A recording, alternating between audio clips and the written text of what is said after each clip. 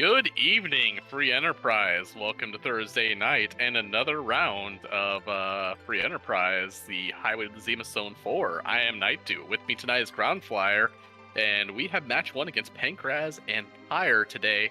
How are we doing tonight? Oh, fantastic. I'm so excited to see this. Yeah, we're especially looking at these objectives. I'm pretty excited that like these things are basically just progression items, and this might be really jetty and spicy. Um, what are you thinking about this? Well, I see a complete China Babil. I see a Tella, and I'm like, oh no, D-Machines again?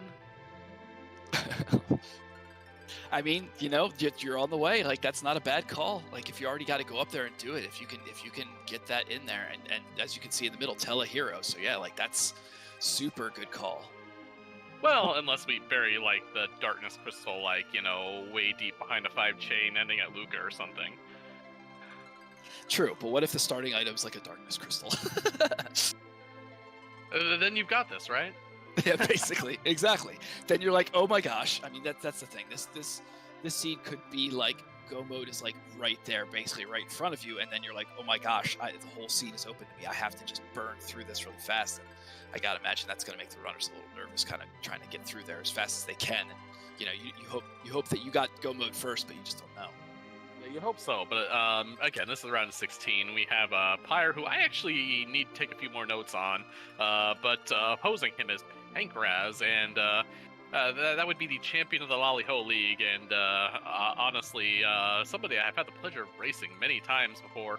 Not winning against most of the time, but that happens to most of Pankraz's victims here. So again, the #1 seed here. But again, should be a close match here. And we'll see what's going on here in just a little bit, as I'm sure we're about to start here in just a little bit. Yeah, definitely looking forward to seeing these racers come out here. Obviously, Pankraz, the #1 seed, probably the favorite to win this tournament. But anybody in here in the top 16, they all have earned their way here at this point, and it's anybody's game. So Pankraz has to be at the top of his game, just like anybody else. Absolutely here, and again, what are you kind of hoping for here? We've got a Tella, so if you've got a Tella, what are you hoping for as a running mate here? Do you want that early Rosa? Do you want that White Mage? Do you want a Kane for some early game, or Sid, or do you want a Dark Knight Cecil for the let's go to Mount Ordeals right now party? Maybe not Cecil. Well, I mean, I don't know. Probably not for the first character, but yeah, I mean, I'd probably want a Rosa. Honestly, Rosa's just so good. I mean, she comes right out of the gate being able to heal and like able to provide DPS and back row. Like she's a powerhouse, one of the best characters in the game, no question. So having her would be great. But then otherwise, like maybe Sid, he comes with good weapons. Kane would be good. Yep. Here we go. And we're off here, and we're gonna see Tella coming down the stairs with the running mate he deserves, Rosa, that our is not. Bard with a pink tail. Ooh, what a spoony start we got here. Well, that the actual spoon, you know. Yeah. So our runners right now are going to be looking for one thing and one thing alone, and that's offense. What is offense even? Yeah, Mount Hob's going to get checked pretty early here, just to get like the first best character. They'll probably look at Baron in and see who's available there. But honestly, with this crew, you probably need somebody else to help out before you even go there. Yep. So I would figure this is probably going to be a quick. Let's go see about some loot real quick in terms of maybe Watery Pass with that Tella and an exit spell on you. Maybe Cave Evelyn. And no, Watery Pass for both of them here. Yeah, they both agree with you, and that's a good call, right? You got Tella, you got the exit, Watery Pass, because the T Pro actually has somewhat better items. The Soma drop's pretty nice for a Tella here, get him up to 100 MP.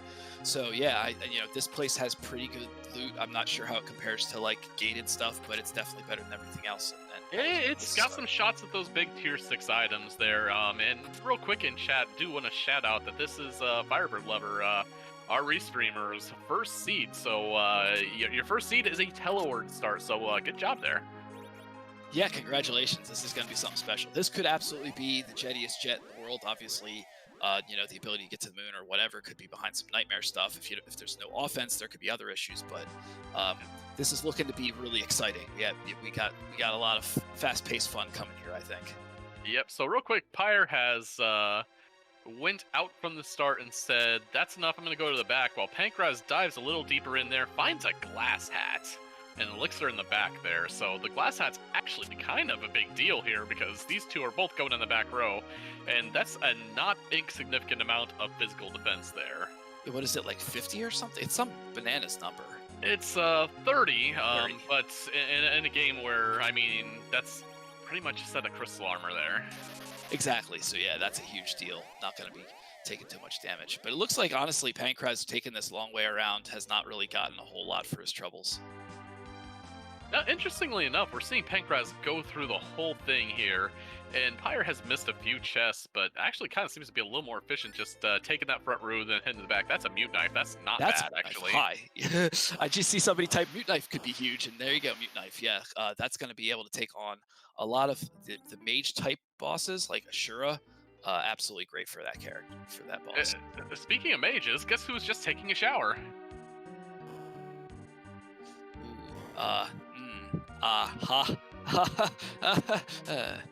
Yeah, unfortunately, he is dropping the shower brush, saying, "Wait, everybody, come back! I have this whole monologue for you all." And unfortunately, our runner's gonna say, "No, we've heard this one about 80 billion times. There's no reason to hear this." Yeah, that's the boss you run away from as quickly as possible. If you don't have to ever deal with it, you're pretty happy about it. And knowing that it's out of the way is also really nice, because that's one of those bosses that you just have to be really concerned about dealing with. I do think they found 2 stacks of mute arrows, and we have a vanilla Rosa in the Kaipo bed. That's good information to have right there. Ooh, yeah, speaking of Rosa, if you get that sand ruby, you absolutely want to go for that. So Pyre's Eddie is all set up to hit things with a mute knife, and we're going to see Hobbs real quick while Pankraz is doing a little bit of extended overworld looting here. Might be looking for a few more J items in terms of what to do damage. Is going in there. Might be a dancing dagger. Oh, hi, another Rosa. Yes, speak of Rosa, now we're going to get Rosa right away. I don't think there's any question in the world that Pyre's going to be taking this one, getting that Rosa. That's a huge boon to this party. That's your healing. That's some DPS early on. That's yep. Good. Pankraz finds an elven bow in Mist Village and says, "Yes, I will take that." Well, given the fact that he's just going to be probably going to Hobbs pretty quickly as well and getting that Rosa, that's pretty good. Elven bow's awesome for her. Yeah, and actually those 2 fire bombs I saw them pick up with Tella's amount of starting hit points, those HP-based J items are actually pretty decent here, and throwing the farm at this antline who is still taking a vacation for the moon, as we also see an absolutely free boss go by the wayside and in Mist Cave as the Kaipo guards are now off the table. Yeah, it's a bummer for the runners. That is. I don't mind seeing the really easy stuff get out of the way. I want this to be spicy, But yeah, seeing an early boss like that's usually something you can cheese and make pretty free. Not the best thing for the runners. Yep, Pyre through, collects Rosa. Everybody didn't lose a single hit point, it actually looks like here.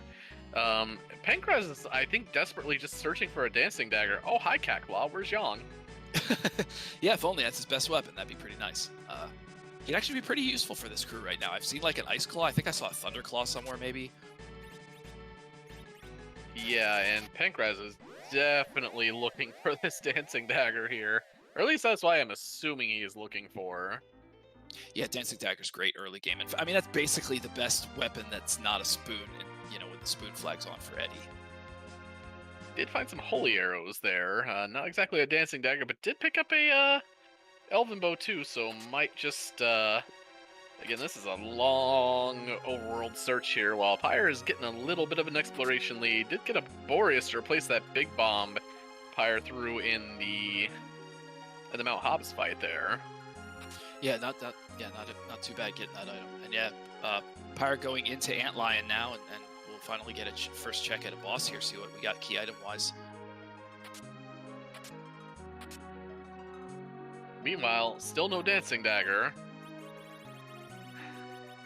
Yeah, it hurts when you keep you want this one thing to make yourself viable, and you can't find it anywhere. It's pretty tough, but it's such a game changer when you get it though, because early on, I mean, it can make things that have a decent number of hit points trivial on Mount Ordeals and stuff. It's really useful to have early game. Oh yeah, absolutely. Especially early game where your dancing dagger doing somewhere between 200 to 400 damage a shot, roughly. Against things early game, that's 2 to 3 hits on some bosses, like the Saint Lion that has 1,000 hit points and is dressed like Yang. That's karate. Not the Yang you want if you want to equip him. The other one. Ooh, it looks like Pankraz just found an ogre axe. Probably put in the back of his mind. But also he's checking the armor shops too. I bet he's also looking for a curse ring with Tella with these seeds. You know, Tella's pretty slow early on, but he does get enough agility that later on it's actually a problem, and having that curse ring really helps out. Oh yeah, Tella, unlike some of the seeds I've seen with an edge or, you know, people like that, yeah, Tella is a hero which is eminently easy. Just strap a curse ring onto him and use him for his utility still. And Pankraz says that's enough. I kept looking, I did not find it, but I think I have enough of everything else here. Let's just go with this Elven Bow Mute combo and load up my Bard for Bear here. Honestly, Pankraz did a lot more checking. I think if he had gone to Hobbs and found that Rosa, he wouldn't have needed to prepare as much. He probably would be pretty happy with the crew he already had, but he doesn't have that. But honestly, the Edward coming in here with all that gear is gonna probably do well enough on the karate anyway. Oh yeah, and actually, I'm definitely a little more of a proponent of a little more early game looting here, just to get especially a team like this off the ground. Now, Rosa definitely helps, and hey, if we ever find a heroin rope pour, well, our offense problems are solved here, and that's a Luca key, so that's not our underground access there. Yeah, it's gating something, the Luca cave, or sealed cave, but it's not. Yeah, not gating underground. It's something useful for your back pocket, but not what you're looking for right this second. Seen a couple of ice brands get looted, so like if they find somebody that's like actual physical DPS, like for real, like melee, then that's a great find. That's a great mid-tier sword. Yeah, Ice Brand is one of those things, especially when you find that Cecil Arcane, you keep in your back pocket just in case a roguelike shows up, because they do deal with him fairly quickly here, as we do see Pyre go and check, and Dwarf Axe, that's pretty good. Oh, big thing there, actually. There's a power staff. So the thing about this is, and you're almost definitely going to want to be doing ordeals, is in the hero flags, whoever the hero is, in this case Tella, has to face whoever's in the ordeals cave alone. And so Tella's kind of difficult because obviously he doesn't have a lot of spells when he goes in. He gets them when he comes out, and he doesn't have really much DPS either. So, but you can give him that power staff, and that'll usually kind of beat his way through the fight a little bit if nothing else will work. I don't think we've seen. Yeah, we did see all the shops. So yeah, Dancing Dagger not appearing in any of the ungated shops here, which is interesting. We actually see Rosa take hold of that power staff for now, which is actually kind of interesting because it does have a fairly decent. It does have a fairly decent base power on it too. Good to hit with if you're not worried about berserking your target, and anything with a boss bit isn't going to catch that berserk. So this is actually a good thing here. Yeah, not too bad. And obviously in a pinch, that power staff could berserk Eddie if you wanted to do that. I mean, weird things have happened, and Pyre actually showing off something that after you drop Kainyatsu's first water wall there, he actually gains an ice weakness. So throwing that Boreas there for nearly a K of damage here at this the slot that has only 1,800 hit points is actually a smart move there. Wow, yeah, he's burning through that Kainazo. This is actually kind of a gross place to find Kainazo early on, because like you're not doing a ton of damage, and then the heals start coming in. So yeah, doing this pretty quickly is pretty impressive. Yeah, it's just at the point where you do need to be able to outpace that 188 there, as Remedy is a 10% heal. So we do know that our Fabul Gauntlet spot here does have 1,880 hit points here. Just for future reference, if you check that kind of thing. Oh, cool. I never check the numbers. I go by intuition, which I know is not a great, probably not great race strategy, but I just kind of wing it. But that's good to know. Yeah, it's things like that sometimes let you just kind of get a little bit of an idea of what's going on in your boss slot here. As we do see our item coming out, and well, that's a Magna Key. That's an objective. That's a free underground, and I A mean, couple free checks. or Yeah. one key item from Go mode. To put it, if we find a darkness crystal now, then that's basically it. You got right. Oh no, I'm sorry. There's still. We There's would still either have Wyvern, to I find guess, right? Forge Yeah. or Wyvern at that point, but yeah, that's Right. unfortunately not a hook seed. Unfortunately.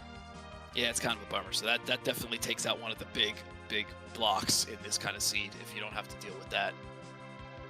Unless Wyvern is exactly at King Queen Evelyn and we don't see him, when we're on top of the tower, because that would be funny too. Oh yeah, that'd be amazing.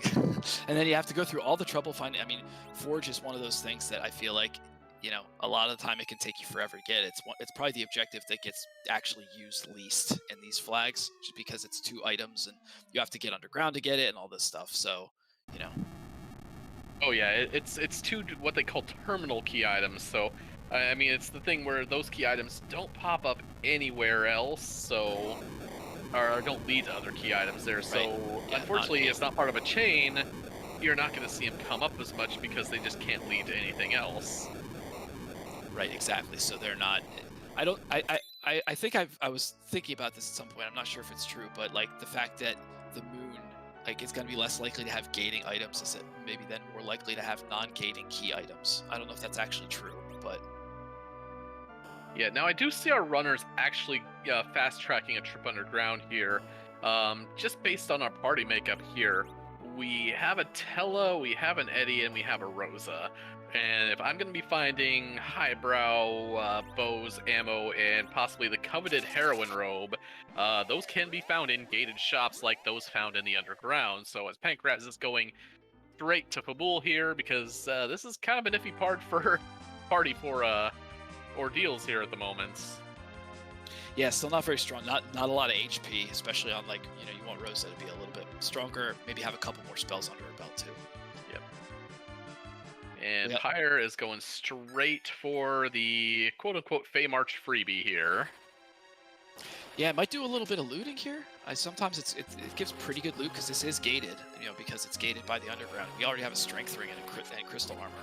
Yeah, it's gated, and besides that, it's also got a trap chest in it. I don't have the tables in front of me, but basically the more dangerous it is to loot there, the higher the tier of loot here. Again, good place to possibly find a tier 6 or 2. You will have to reset if you find that warrior's chest, though. Yeah, but especially if you find it early, then you're like, hey, I can just loot the whole place. Absolutely, and that's why, like, Cave Eblin's pretty huge too.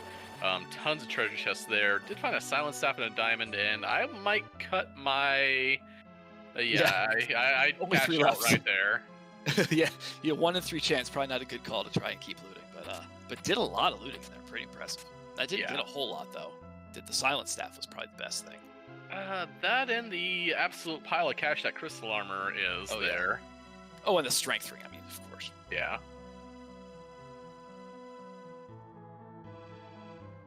Getting a quick look at this freebie over here. Rat tail. So the other tail acquired, it's kind of hilarious though. This isn't a hook seed anymore. We know that now. So, getting the 2 things that the hook can check without the hook. Yeah. Speaking of, that is a quite vanilla rat tail there. So please bring out your blame Dathis in chat here. or your commander vanilla emote thing that I usually use. Yeah, so in these flags, since K Summon is not on, the bosses that are in here usually, they don't lead to key items, unless, of course, Ashura, like we saw there, is a Mist Dragon, and Mist Dragon does definitely lead to a key item, even in the summon spot. That is an ugly pair of bosses. That is a ridiculously fast Demus there. Those are ninja swords in the shop there, and mute arrows. Great finds there, actually, especially if we do come across a ninja. Knowing where those swords are going to be a great help. But again, Asura is ridiculously fast and hits pretty hard there. I mean, that glass hat's going to come up pretty huge, actually. But yeah, that's not where you want to see a Demus, and yeah, our parties as they stand right now have no business whatsoever even thinking about it. Yeah. Good to file away in the back of your head, but not gonna lie, I'm crossing all the fingers that has Darkness Crystal. Yeah, I would like that. And then also no edge. Yep. Meanwhile, Elixir's only in 2 shops, both the Fey March and Tomra, saying, hey, rare curatives on sale, but that's it, nothing else. Yeah, those are, I mean, those are really useful items, but man, you're not often going to be spending the, what was it, like 20-some thousand for one. Yep. Pyre did not find that elven bow that Pankraz did spot a great bow, which is more like an okay bow. Yeah. That's the best I could give you for that too. Yeah, it's However, in the armor shop does find the coveted heroine robe for the low price of 40,000 GP, and now the farm is being sold because that is what makes Rosa go burr here, as Pankraz does finish up with that fight here. Yeah, Pankraz will be heading underground. But yeah, it looks like Pyre did all that looting and that looting Fey March and stuff. He had plenty to sell, was able to get that heroine robe. That's going to be huge for Rosa. Like, it's going to be super hard for her to be hit until, like, Moon. Like, it's so much defense. It's so much defense. Plus 15 to all the physical stats at the cost of 15 to your magical stats there, but turns Rosa into this arrow-slinging machine of absolute death, especially with a decent bow there. And I might be tempted to check out Dwarf Castle, see if you might get your hands on something like a samurai bow or samurai arrows, the best things you could just find for at this point. Oh, samurai bows are in shops. Yeah, those are what basically second best bow in terms of attack power. Yeah, and you're really not going to find. I mean, you might get lucky with the arty bow out there, but it's a little hard to find these days. I believe being moved up to tier 7 or still on tier 7. I can't remember if they were on that or before, but yeah, if you find them, you're going to be happy, as both our runners do have objective 5, and I believe we are going to have that's the Medusa, the Great Bow, and I think Pyre says I want to crack an egg right now and get the XP for it. Yeah, that's not a bad call here. I mean, obviously there's no 10 key item, double XP, whatever. You don't have a full party, but like this early on, you need, sometimes it's really good to get those levels fast. In this case, Rosa will be able to do enough damage, but 48 HP off that. This is going to be tough unless you want to cast a lot of stops. Those are Medusa arrows, and there's the stone proc. That's why, right? The Medusa arrows.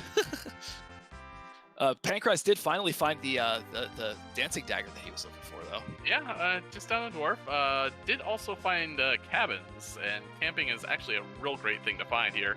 Is selling off the farm as well, picking up a dancing dagger, and a karate robe. Did find a ninja shirt in there too, but honestly, while a great defensive find for Edge, not exactly something I'd really want to be spending a pile of money on here. Yeah, usually something you want to sell to get a pile of money if you find it. Yep. And we got Pyre over here, went over and saw Yang in bed and is going to tell Sheila about it to get a key item check here.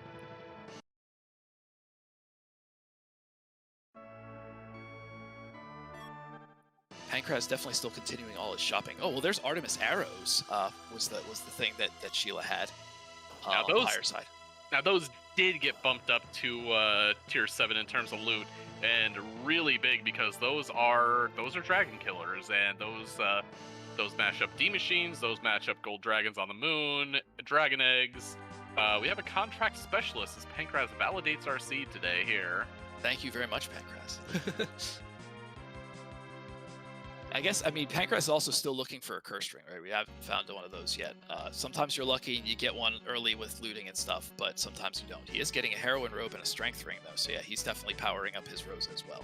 Oh yeah, Pankraz is probably extremely happy to find that heroine robe there. Yeah, Dancing Dagger Eddie's okay now, but we're already underground, and that ship's kind of already starting to sail here. But a heroine Rosa, that almost never goes out of style, as Pankraz is going to give us something extremely spicy here. Oh, I see what's going on here. This is, you want to see a trapdoor grind? Because I think we got to see a trapdoor grind here. Oh, is this some, spicy low-level play business? What is this? All right, so the thing about the disrupt from the trapdoors here, and we're probably only going to see one, is that the disrupt ability is reflectable. So if you're willing to burn a Star Veil here, and it does look like Pankraz is more than willing to do so here as it flips his battle speed down to 3 here, thing is, you really don't care. Oh, Rose is just going to use the Star Veil straight up here. It's going to target Eddie. Eddie's going to hide and maybe get out of the way of this, and it might retarget. Nope. Okay, so bad luck on that one. Meanwhile, up on Mount Ordeals, that's an alt gauntlet. Ooh, yeah. Unfortunately, I mean, with Tele, you definitely want to be doing this. This is a tough thing to find here. So many enemies, and a lot of them are like elemental, and like some are resistant to fire, and some are resistant to ice. This is kind of a pain.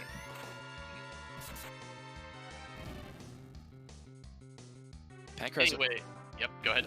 I was just saying, Pankraz hasn't been having a whole lot of luck here. The searches are definitely board AIing him.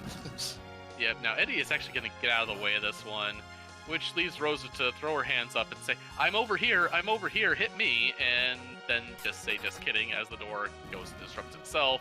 Everybody gets the XP because Tella's the hero, and Eddie was off in hideaway, so hey, there you go. Wow, yeah, just a bunch of quick XP there and didn't have to use a siren. That was pretty nice. And I mean, Tella was down, but again, since it's C hero, it doesn't matter. He gets XP whether he's alive or dead, so that was pretty awesome. Yep, and Pankraz is going to come out here and use a save, and I kind of want to know he's just going to jump in. I was like, does he do something extremely cheeky and go check the key item? But no, that's a little too cheeky, honestly, and I get that. Yeah, I mean, he still definitely is looking for a lot of stuff, and obviously 3 characters, and one of them's Eddie. But yeah, I mean, I can see spicy stuff, but he definitely still needs more characters to really be able to get in gear. Yeah, that is definitely something both our parties could use. I'm kind of surprised neither of them have gone to the Baron Inn just yet.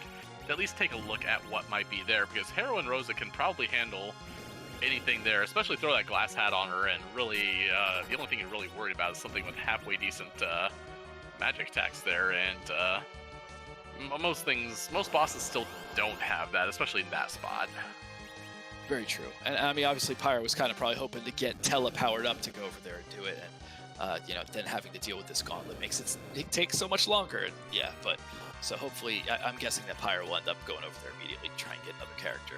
Yeah, this is utterly rude, honestly, because the one thing with your Tele here is you want to actually be keeping your J items in your pocket right now, because honestly, that's probably one of the best ways to deal with Mount Ordeals as a whole there, especially a full gauntlet, is just to toss J items until you're done with it. Unfortunately, you kind of want to throw them at these fights just to get through them.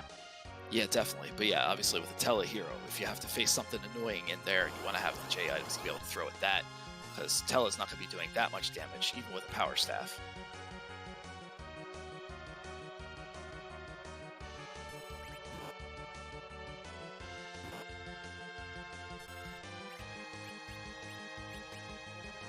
And something in chat they're saying, fake characters a hope for darkness for more slingshot potential. I mean, with certain parties you might think about that, but your party right now is Edward Rosatella. I'm not sure I like that, honestly, just because you're not dealing with anything very fast. I mean, sure, Heroine Rosa does things, but that's about it, honestly. I mean, honestly, I think also, not only are you looking for characters, but if you get darkness, you're going to get a darkness character check, and like, maybe that darkness character check is your slingshot. You get 4 characters, you go up, and whoever the 5th is like, oh, they're just jumping to my party, gonna do D-money right now. Boom, there's your slingshot. So you still want to power this team up what you got right now, but maybe you get that one character at the end there. Yeah, and we really don't care about Eddie or Tella's XP, and Rosa's usually pretty good on her own. So yeah, that's I mean, anybody you pick up, you can think about at that point. Or, if you're really worried about it and you hit a bunch of characters, you can always just send them off to Mysidia for a bit. And they'll come back later. Exactly, yeah. The C buy flag is not on, so if a character is you take out a character, you don't allow them into your party, they will show up on the, what is that temple? I forget what the name of it is. Temple of Dreams or something. The Tower of Wishes there. Tower of Wishes, there we go.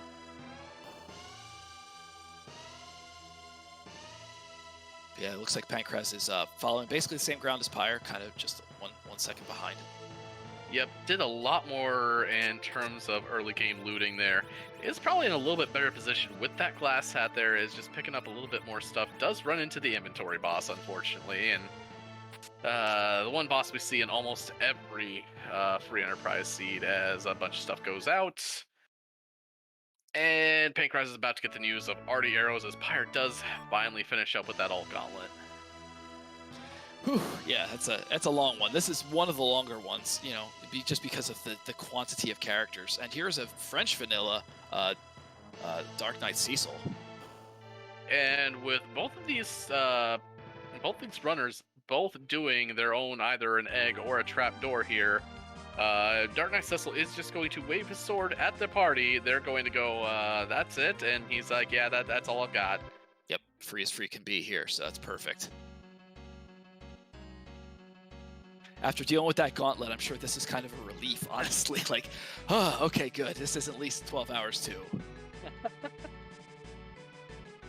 Yeah, definitely kind of you kind of twitch a little bit because I mean this is Mountain Ordeals. You haven't done Baron in yet, and I kind of have this little kind of clock in my head here, and especially even with that alt gauntlet, it's 27 minutes in, and Ordeals is still incomplete at the moment. Yeah, I mean, especially because it was probably like 20 minutes when Pyre came up to started climbing Ordeals because that fight was so long. So yeah, you're definitely feeling that clock ticking in your head, like, oh gosh, if this is nothing and like Darkness Crystal somewhere else or whatever. But ultimately, when you have a Tela, especially a Tela hero where you just have that Tela, like most likely you're gonna want to end up, you know, having that for a D-money grind. You're gonna need this check, so you're probably going to both racers are gonna end up doing this at least. Yep, Pankraz getting the terrible news here. I can hear him sighing from here. Yep. Meanwhile, Pyre is stepping into the Paladin room here. Out pops a package. Ooh, worth it. Potentially worth it, but I'll ask you right now, with this party, is there anybody you don't sit on that package for that isn't a duplicate? Oh, I wouldn't take like Rydia probably. No, I think that'd probably be like Rydia essentially, but pretty much anybody else I would take. Yeah, I think. Now, pretty big heads-up play by Pyre again here. It did flip to a silent stick to power a Cure 2 cast to take out the Mylon slot. Unfortunately, I mean that's Fire 3. That's not great here. Does bonk elements down before glare happens, and that's great. Also, I think I just saw Rose do like 5,000 damage to that soul. Take care of that soul, that's for sure. Wow, yeah, Pyre. That's one of the nastier fights here for Attila to have to deal with. That was pretty good fighting. Oh no, just 6,000 damage to a skeleton. Rosa, calm down, please. NBD.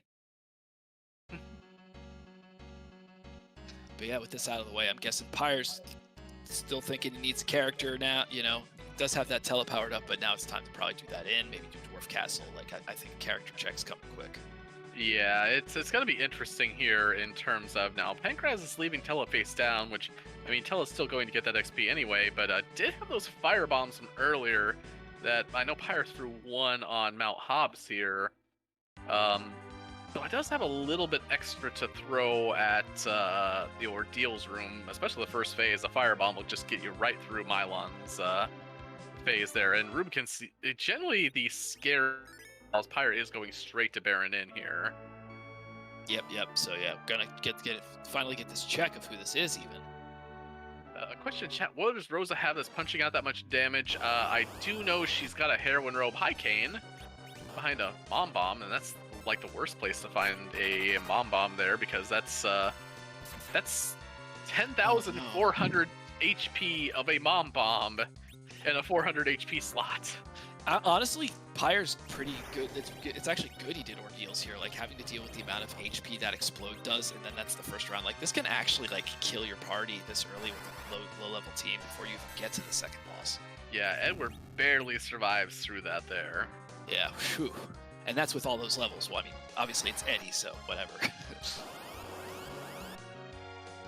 And we got a purple robe. It's a Mylon and Friends. So yeah, this is gonna be pretty free here, but you don't know what's coming. No, in Mylon and Friends it's actually real nice here, as this spot is surprisingly punchy, but also surprisingly slow.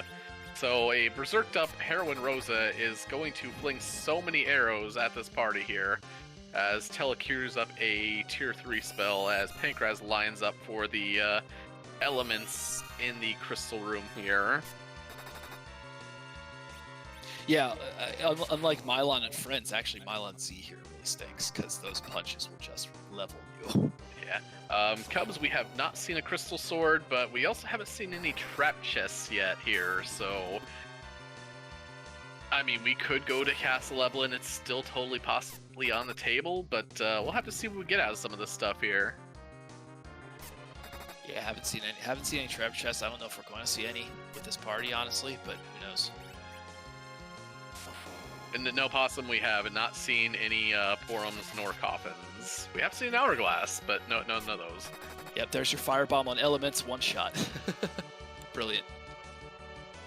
Yep, and here it kind of comes as we've kind of seen Pankraz actually with that large amount of overworld and underground looting get a little bit behind, but you kind of feel it here, and you kind of see it actually, that Pankraz is slowly but surely making up ground as we do see a tower key that comes with that Kane in the Baron Inn.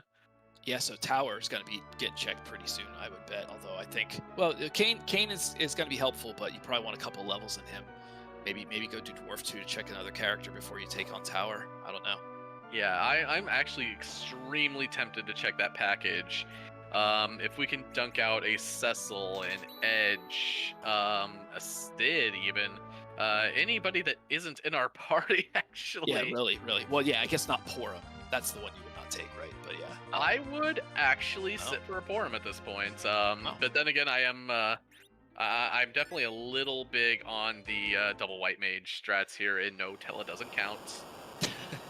That is true. It's nice to have. It's especially nice to have all those Zerk casters. Let me tell you what. If you've got 2 melee in the other slots. Yeah, I mean, yeah, I'd want a little bit more.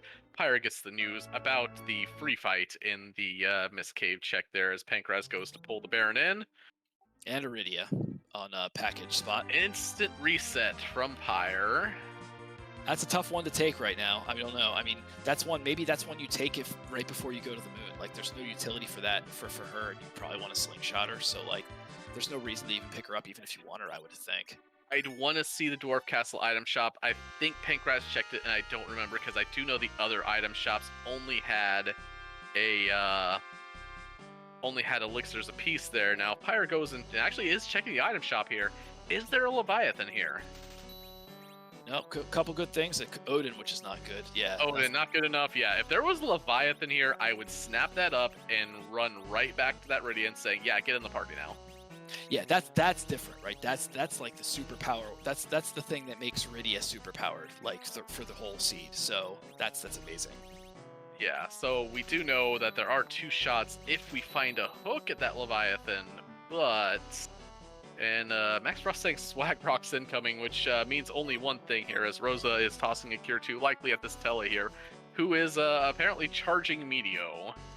Yes, love it. And here it comes. And done, yeah. And honestly, that didn't, I mean, time-wise, it's a slow spot. You know, that's not a terrible move.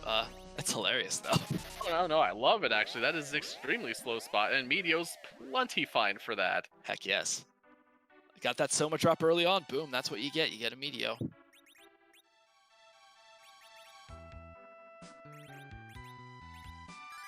But yeah, you do want a little more XP on this Kane here to at least get him up here running. You did say something about finding like an Ogre Axe. That's a perfectly fine weapon to throw on said Kane here. Oh, Pyre is actually just taking a save and coming up to fight this Dwarf Castle, which consists of a first spot Leviathan here. Ooh, yeah, that's a tough fight here first, because that's, I mean, it doesn't do HP-based stuff like Kainazo, but it's a lot of HP here. I'm not sure, actually, is this spot high magic? Because this one, it's not like Okapoga, which does physical. It does magic. Yeah, it's Ice 2s and a 25% wave there. About 8,000 hit points on this Leviathan here, and roughly middling magic attack power here. Okay, yeah, but yeah, the HP number's rough, but honestly, if you can heal through the rest of it, then it's no problem. And yeah, Rosa's zerking herself and probably going to take on most of this. Yeah, actually, if you had lit arrows, those would be great here, as that lightning weakness is definitely a thing here. Yeah, get Tella to lit 3, maybe, if you got a chance. Yeah, that's... no, he's actually putting up a wall here, which is probably the second best option here. Giving it to Rosa, so any Ice 2s targeted at Rosa will be reflected back at Leviathan here. Lucky shot. Yeah, there you go. And 440 isn't a whole bunch until you figure out that 440 kills every non-Rosa and puts Tella into critical from full HP, and nobody's at that after that first wave here. Woof, yeah, that hit on Eddie there knocked him pretty far out. It was like 800 something. Yeah, no already arrows for Leviathan. They do, yeah, he's a summon. Actually, I'm not sure what he's counted as. I mean, if he's a summon, then I guess. But yeah, whatever he is, he does not respect Artemis arrows. Yeah, he's not weak to, he's not dragon weak or whatever. He's not flying. He's just noodle. And this is interesting. Wants to preserve a potential slingshot on Kane, Pyre does, and uses the Blizzard Spear to knock himself out as Tella throws down a Lit 3 for half that spot's hit points in one go. It's an interesting strategy. It looks like the same is not going to be done for Kane on Pankraz's side. You know, so that's a different strategy. Maybe you want to get the HP on him. You want him to be stronger depending on what's coming. Or if you hopefully get Darkness early, then maybe you can slingshot him. Oh my, that is Valvolus. That is not what you want to see there. That's a Sid. Now, mind you, you do have Kane, and I believe the second part of Dwarf Castle is one that you can hit with magic. I think, if I recall my... Yes, I believe you're right. I think this is one of the two spots where you can actually deal magic.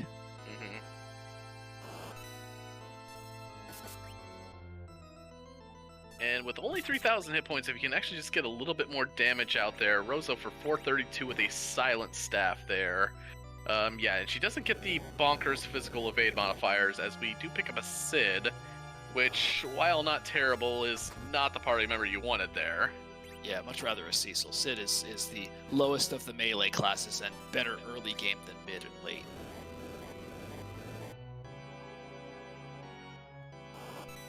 But honestly, it fills out the party. It's another DPS. I wouldn't be surprised if both of these runners end up taking this as their final party. Depends on, I mean, I think if you find exactly like an Earth Crystal here, you think about it. Obviously, the Sand Ruby is dead, but that's another thing entirely.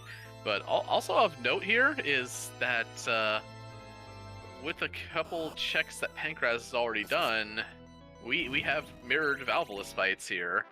And with the setup that Pankraz has, is doing about 700 damage with each of those Rosa shots. This Valvolus is not going to be standing for long. Yeah, talk about a catch-up. Basically, in this boss fight at the same time, he's caught up a couple of solid minutes easily on this. Just having better gear, and also obviously because Pyre is amazing, and everything he does is super fast. So it's tough not to get him to pass you. Yeah, that's kind of the one thing, and it's also why I kind of like the early game loot. There is let me talk here. You're gonna just try to lean on what you find for an early game disadvantage turning into a late game super advantage, and kind of hoping the loot doesn't just jump on you. Oh, hey, there's a hook, so that's both of our tails getting turned in. That's a character check. That's an item shop check. In case you're still having second thoughts about that Rydia at the package there. Oh yeah, right, of course. Yeah, now definitely thinking about that Eblin character. I'm probably going to do the key item checks really quickly first. Maybe, yes, it looks like Pyre still has to get the hovercraft, but then after that, maybe you want to get that character check. That's a good spot to get a good character.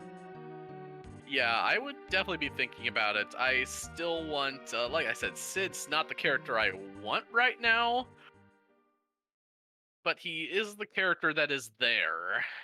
And ultimately, I mean, if you're going to get rid of a character, it's almost definitely going to be that Eddie. Oh, yeah. Sorry, Asuka, but I mean, it is what it is. Yeah.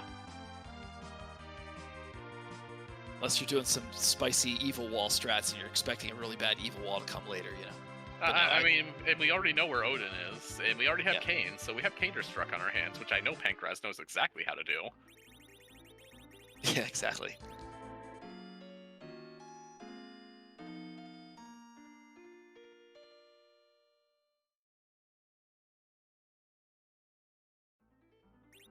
Pyre is camping out on the Silveran Peninsula here before turning in tails. He is pretty beat up. Yeah.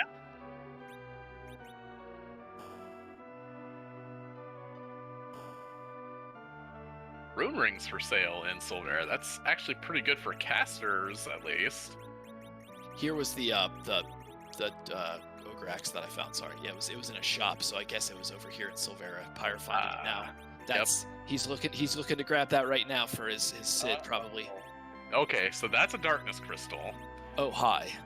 That's also a pink tail, which is turning into a moon veil, which is not exactly what you want to see here. It makes a nightmare physical damage boss free, but at this point, you know, you're basically going to be gearing up to go grind right now. I think this is basically the path to you know, getting powered up.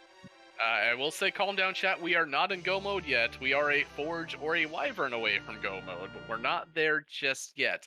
However, that darkness crystal with this Tella and everything says, hey, you know, you were talking about that slingshot just a bit earlier? Yeah. You know who's a really good slingshot target? That Rydia. That Rydia. She's sitting in Miss level 1 saying, please make me level 60. Okay, maybe not level 60. She's got a terrible XP curve. Pankraz comes in here into the Eblin shop looking for a curse ring, and again does not find it. I think that's every shop now, except for the Baron shop. Yeah, Baron shop is last shot at finding that curse ring, at least in a shop there. Again, with that telehero, why not? Absolutely. But yeah, now we're going to see actually like probably 2 simultaneous character checks pretty much, because Pyre's going to go to the moon, Pankraz going to see what's underground. Yeah, if I'm Pankraz, I want to see exactly a Cecil here. I pick up that Cecil, I pick up that Rydia, and I double sling the crap out of both of them. Yeah, really. But he's actually just saying okay to the, well, maybe, you know, he's looking at that sparkle there that's at the ruby spot. I don't know. Is he thinking about that? But maybe he just wants to take that Porum and replace that Eddie. Might as well. You already walked in here, you know. Yeah, that's a very cute sparkle and a very good amount of information that both of them are probably going to get if they check that tower check anyways. But it's definitely interesting on what Pankraz is going to do here. And I'm also going to say, do you, if your name is Pankraz here, as Eddie goes into the bin. I have 8 key items. Well, Pyre also has 8 key items. I have a tower key. Do I feel good enough? Oh, Pankraz is throwing down the save and is going hunting. Wow. I like this. It's spicy, though. I mean, because you still have to go through King Queen. King Queen could be an absolute travesty of a boss. Yeah, I mean, the place punches hard, but I believe his Rosa is set up with both that heroin and glass hat. And even if, with how punchy that spot is, I don't think anything's actually going to hurt his Rosa here. Yeah, true. I think that Rose is set for anything in this spot, basically. And yeah, Zilch actually saying we've got arty arrows, so if this is Wyvern, oh, it's like a couple like 4 hits basically. You are going to see Rosa, Master Dragon Slayer, at work here. Speaking of Rosa, Master Dragon Slayer, that's the 3rd Rosa in the seed up on the Lunar Theus. So yeah, and Pankraz trying to prove us right here as switches right to those arty arrows. Now, have we found any moon bosses yet? Any sparkles? To my knowledge, no. This is a straight up 20% check here. Yeah, 1 in 5. So it's just a lot of movement to make one play. But also, like, obviously he's thinking like, yo, if this is it, I'm literally in go mode right now and I'm done.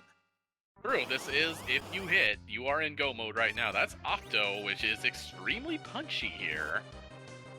But again, if that Rosa setup is exactly what I think it is, while Porum is going to take 1,000, Rosa's going to take not 1,000. Yeah, 63 damage, and this is a high hit spot. But yeah, that's what that heroin rope does for you. Unbelievable. Yeah, while Rosa's slinging arty arrows here, is going to chew through those arty arrows pretty quick, unfortunately, as Tella takes a hit and crumples in 1. Yeah, I mean, the thing is, though, like, if he doesn't find Wyvern here, he resets, and if he does, honestly, those arty arrows are something you could probably forego in an easy fight anyway. True. Pyre getting the news of Porum and the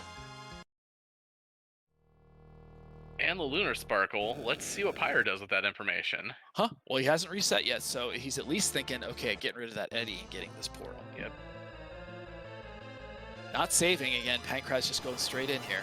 Oh yeah, well, I mean, if it's Wyvern, he's pretty secure in the spot that he's going Go to find mode. it. Wow. Oh my and, gosh. it is indeed the Wyvern. And there's a storm. Oh, I like that. That's so good. It's so good. Somebody call Martin. Where is Martin? Oh my god, I'm so excited right now. This is great. Wow, though. Yeah, Pyre just exiting out, so he's not going to get this check. That is gigantic. Meanwhile, do you want to see a Rosa kill a Wyvern here? Ooh, wow, look at that. 5,300, one hit. Oh my gosh.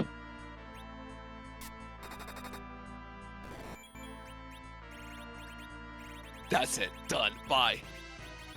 Yep. Down goes Wyvern.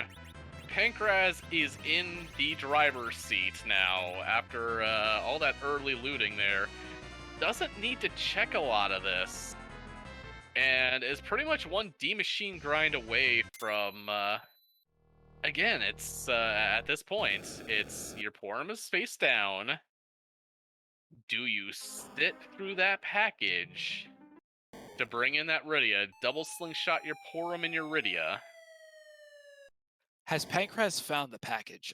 Or seen the package? Yeah, both of them check package. Okay. I mean, I guess, and then the counterpoint, I guess, would also be, I mean, you already have to do darkness. Yep. Do you go check the darkness character first? And either of them. Yeah, Pyre did, Pankraz is not. Oh, yeah, right. And that is telling me everything I need to know about what Pankraz thinks about the tower, as did not even check the boss, says, well, I'm in go mode, let's go win. Exactly. Yep. All he has to do is go in and get the levels and be done. Yeah. He's one direction, just going straight for it. Yeah. Pyre is actually also setting up. Looks like is trying to do a overworld manipulation into the D-Machine fight here. All right. So yeah, we're going to be seeing some simultaneous D-monies most likely. Obviously with slightly different positions here with that yep. Wyvern, but. Alright, Pankraz landing back at Dwarf Castle here. Now, Pankraz did not do the Dwarf Castle fights here, is looking for, I believe it's Ether 2s here, actually, now that I think about it. Yep, those sure are Ether 2s. And that's that, yeah, I think he's got everything else. That's, yeah, super important to keep, especially with not 10 key items, you know, if you need to do enough D-monies, you need to have enough MP on that Tela. Yep. Also, a pile of Cure 2s, because hey, why not, is exiting out. Pyre has found the fight that he wants and is summoning the giant right now. Unfortunately, does not know that that Sparkle just happened to be the one that everybody was looking for. Yeah, that was shooting the moon, and Pankraz got it, and boom. That's something. It looks like Pankraz is also happy with the party as is not going to be picking up that slingshotable Rydia out of mist there. And to be fair, I mean, could be saying, hey, that package check just too long here, or might just possibly be going to check the moon character first. I'm not sure, but yeah, either way, not gonna bother. I mean, the party's definitely good enough, and honestly, like in terms of doing D-monies, like this is gonna be a decently safe and relatively cool fight if you have, you know, with all the Ether 2s, just because you've got a lot of good healing. Like that Rosa already has some levels, and so you don't. It's not like you're relying on Tela to double duty with cures and stuff and have to go through that whole thing. Yeah, it's just a fairly rough. It's just a fairly rough Zeromus fight, as this is kind of a middling party still, as we've got I don't even know what weapon Pankraz has on his cane, or Sid for that matter. Oh, he's gonna be checking this moon character, is going and tapping the crystal here. Alright, so at least heading up there to do that check. Maybe even checks the Bahamut spot, who knows, but probably not. I mean, with the complete the giant objective there, yeah, I would say probably is just going to leave it. Is unfortunately about to get the news of duplicate Rosa. Now, mind you, you're not even saving because you're going to at least want to keep the scene tripped at this point so you don't have to sit through it again, because neither of our runners have found a pass. Oh, except he disagrees and is resetting. Oh, well, never mind. he's doing something else. He's getting back in the airship. Oh no, he decided to save scum it. So yeah. Yeah, well, no, but now he's going to get that Rydia. That's what he's doing. Yeah, he's going straight to miss. He says, "I want some nuclear power, and we've got a summoner up there." Nice. Wow, that's pretty spicy too. Yeah, this takes a little while to go through. And is that a bee? What is that? I think those are bees. Oh, no, I think it's a leg. It's the dancer Are leg they in the water. It's the dancer those leg are in the water, legs. Yeah. Just kick and missed. Fire.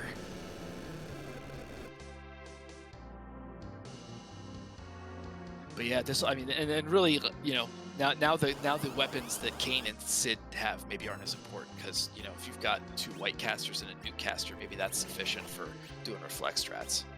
That's absolutely what I'm thinking here. Yeah, 2 white casters and a nuke caster should get you there. That's a good question there. Do I have pure 3s? Do I bin Kayn and make Sid my chemist, especially with Valvolus off the board, so you're not going to run into her at any of those spots, either in the giant or in the Cape Bahamut spot there.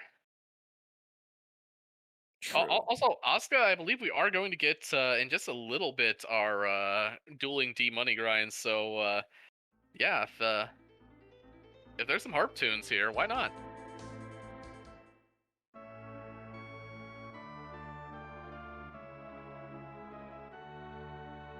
Well, I guess as we're seeing both runners getting ready to do their grinds and stuff, we'd like to do a quick shout out to all the folks putting this stuff together.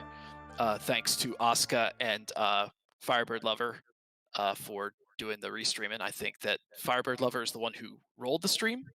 They're working together. Big thanks to Warlink for doing the tracking here, pushing all those buttons. And obviously thanks to my co-commentator here, Nightdew. It's been really fun doing this race so far. Yeah, and don't you just hate it when you're sleeping in an inn and the wall comes out to try to punch you? That sounds like a nightmare I've probably had, honestly. The walls are caving in on me and attacking me. Trust me, it's a lot better than waking up to find some guy in all black monologuing at you, because that is just the worst. Ooh, I'd have a lot of questions. Look, I had a lot of questions. It didn't go well.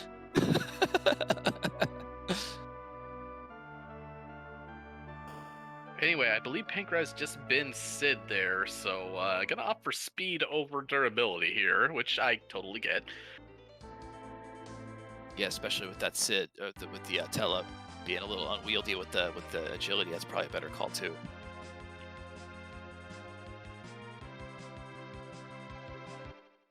But anyway, here we go. Pankraz off to go find the Lunar Whale, off to go meet some D machines, as Pyre is doing also some D machines. So yeah, here we go. DJ time, and we'll try not to talk too much over it here, especially as we're just going to be getting dueling grinds here, at least until one of them steps up to the element boss here. Yeah, enjoy the tunes.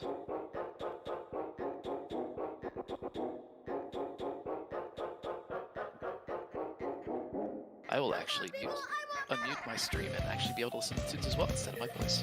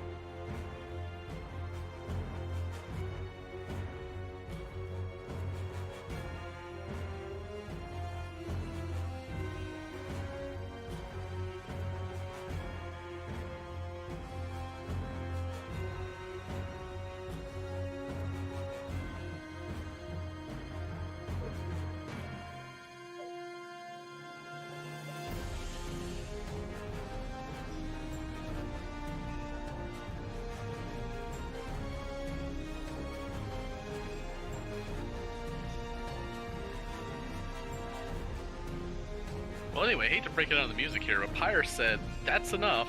Did come out with 480,000 XP, which is doubled for that forum on the slingshot here. Actually was doubled for that cane as well, I believe. Both of those straight up at level 10 here, so getting the forum cane slingshot going on here, and I believe did buy that ogre axe for cane. So let's see what our final levels here are. Forum, I believe, was at 52. So is it Kane? Yeah, 52. That's pretty spicy there. They're not going to be going down very quickly. Kane especially is going to be a powerhouse. Of note here, we do actually still have to go through the. We do still actually have to go through the 2 spots here, the element spot and the CPU slot. And as long as they aren't split XP bosses, which I believe most of those are off the table except for Calbrenna. That they still have a good another 250,000 XP heading to all their characters. Yeah, that's true. That's a whole bunch of XP. Those are like the biggest XP bosses in the game, basically. Or, wait, are they higher than Ogo? I forget. Yeah, they are actually. Well, I mean, one of them. No, they both are. As the as base XP for the element spot is actually 100,000, so 200,000 if you had a 10 key item bonus, 150,000 for the CPU slot. Ooh, yeah, very nice.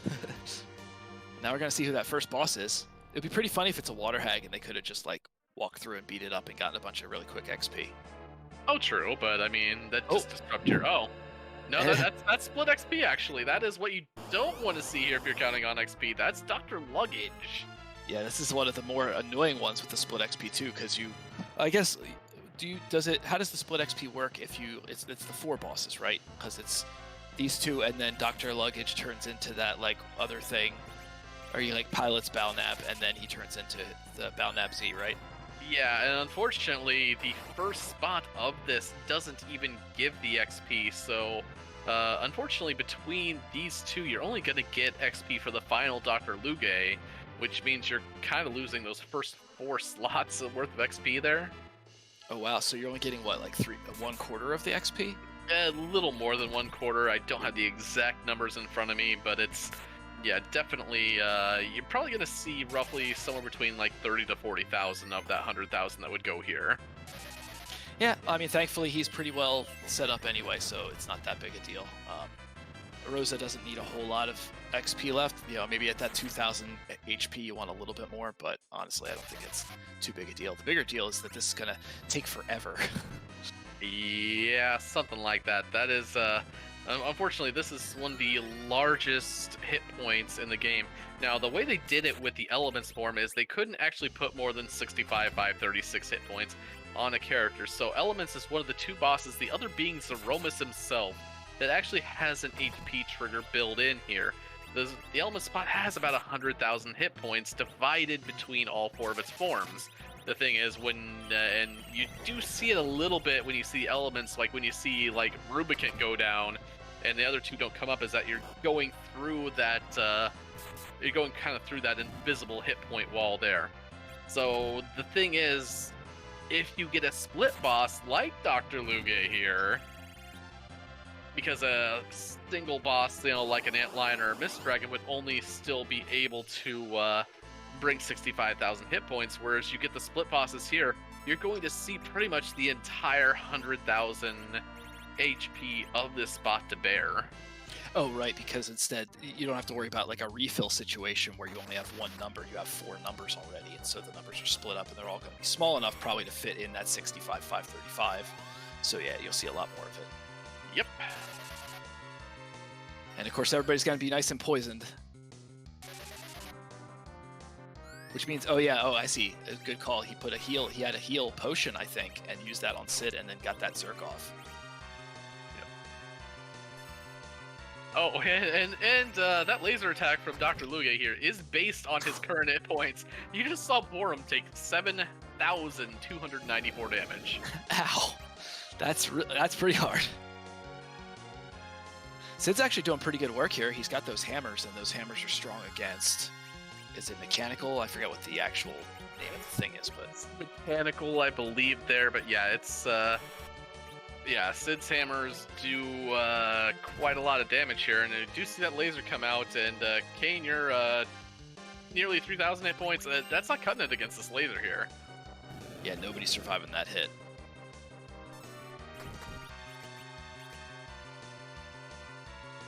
Even with this like souped up, like fully grinded party, this Dr. Luggage is still being a real pain in the neck. Yeah, normally Dr. Luge is kind of a little bit of a speed bump, but in this position, definitely not to be trifled with, actually.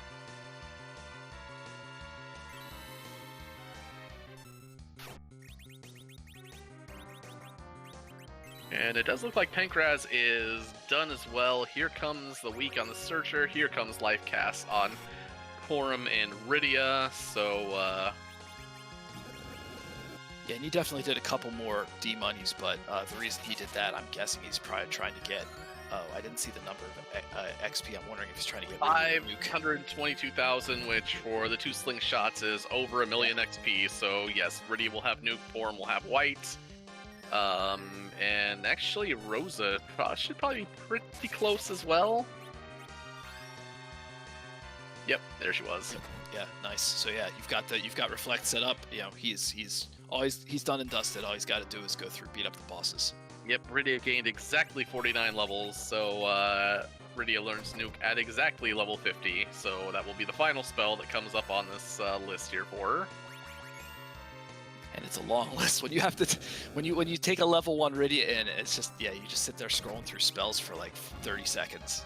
What do you mean, every black magic spell in the game? Exactly. Pyre through Dr. Luge actually got a little bit more than I thought out of that. Actually, it wasn't 120. It might be 125 now that I think about it there. That's not too bad. And dropping that caster gear to throw it over to Rydia there, while Rosa picks that Artie arrow back up here and is going to make use of that Berserk glitch to not lose that Artie arrow, actually. Yeah, how does that work exactly? So basically is the way, and this is an incomplete understanding here, that I do know if it's the final, hit, the game won't actually decrement your arrow count, so it's why you can use 1 arrow against like a pile of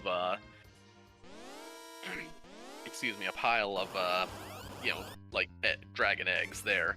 But as for Berserk, I don't know the exact thing behind it, only that it just forgets to take your arrow, the last arrow out of your quiver there on a Berserk, and I'm, again, not entirely sure of the there. Yeah, and then if you accidentally actually just do a regular hit, actually, what happens if you lose Zerk? Like when Black Hole hits and there's that last hit, does that do anything to that, or because the Zerk? It does actually. There at that point, Rosa will do the one last attack that she's queued up, and the game will remember. Oh yeah, by the way, I need to take an arrow, and oh wait, that's your last one. So sorry. Yeah, so that can be tough, but ultimately, not gonna have to worry about it here. Just curious.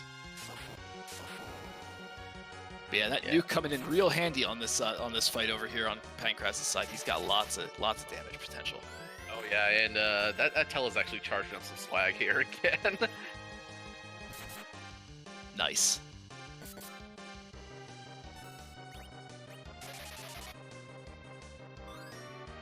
Yeah, I did see. Sorry, go ahead. I was just gonna say, Maga Sisters on Pyre's side probably not gonna be too much trouble for this party with so much HP already on Pyre's side. Yeah, you might think that actually, but the one thing about the CPU slot is it has a lot of. You see this Ice 2 come in at 2,400 hit points on that Kane. That Kane might actually have a piece of Dragoon gear. Here's the thing: CPU's attack stats here, both physical and magic, among some of the highest in the game. You just never see them because all it does in that spot is Mazer, Remedy, and a bunch of other percentage-based stuff that you really don't care about. Fascinating. Also, take a look at Rosa bonking with that bonk stick. That's the Silent Staff, which is another one of those weapons that is strong against mage types. And so in this case, these are mage types, and she's got that heroine robe on, I presume, because she's just crushing. Oh yeah, she's yelling at Kane, telling Kane to keep up here because she's doing all the work. It looks like one of the casters did not have white yet. He did take care of that. That must have been Rosa, so he's got that covered too, which is pretty good. Yep. So while it looks like Pankraz is a little bit behind, the thing that is looming the largest here is that Wyvern. Yeah, that lit up number 1 there. For those who got here late, maybe the Wyvern was in Rubicante slot. It's one of those sparkles, and he had a 1-in-shot chance, and he went in to get the character who was a Porum and ended up running through and taking it on and found that Wyvern, and Yeah, so that put him in go mode.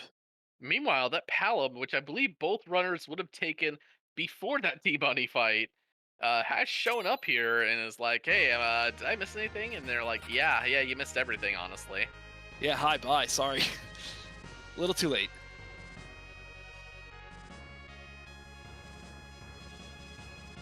Is Palom better than Tella here? Debatably. Unfortunately, that question is entirely moot because our hero is that Tella, so no kicking him out, unfortunately. Yeah, cannot be removed from the party.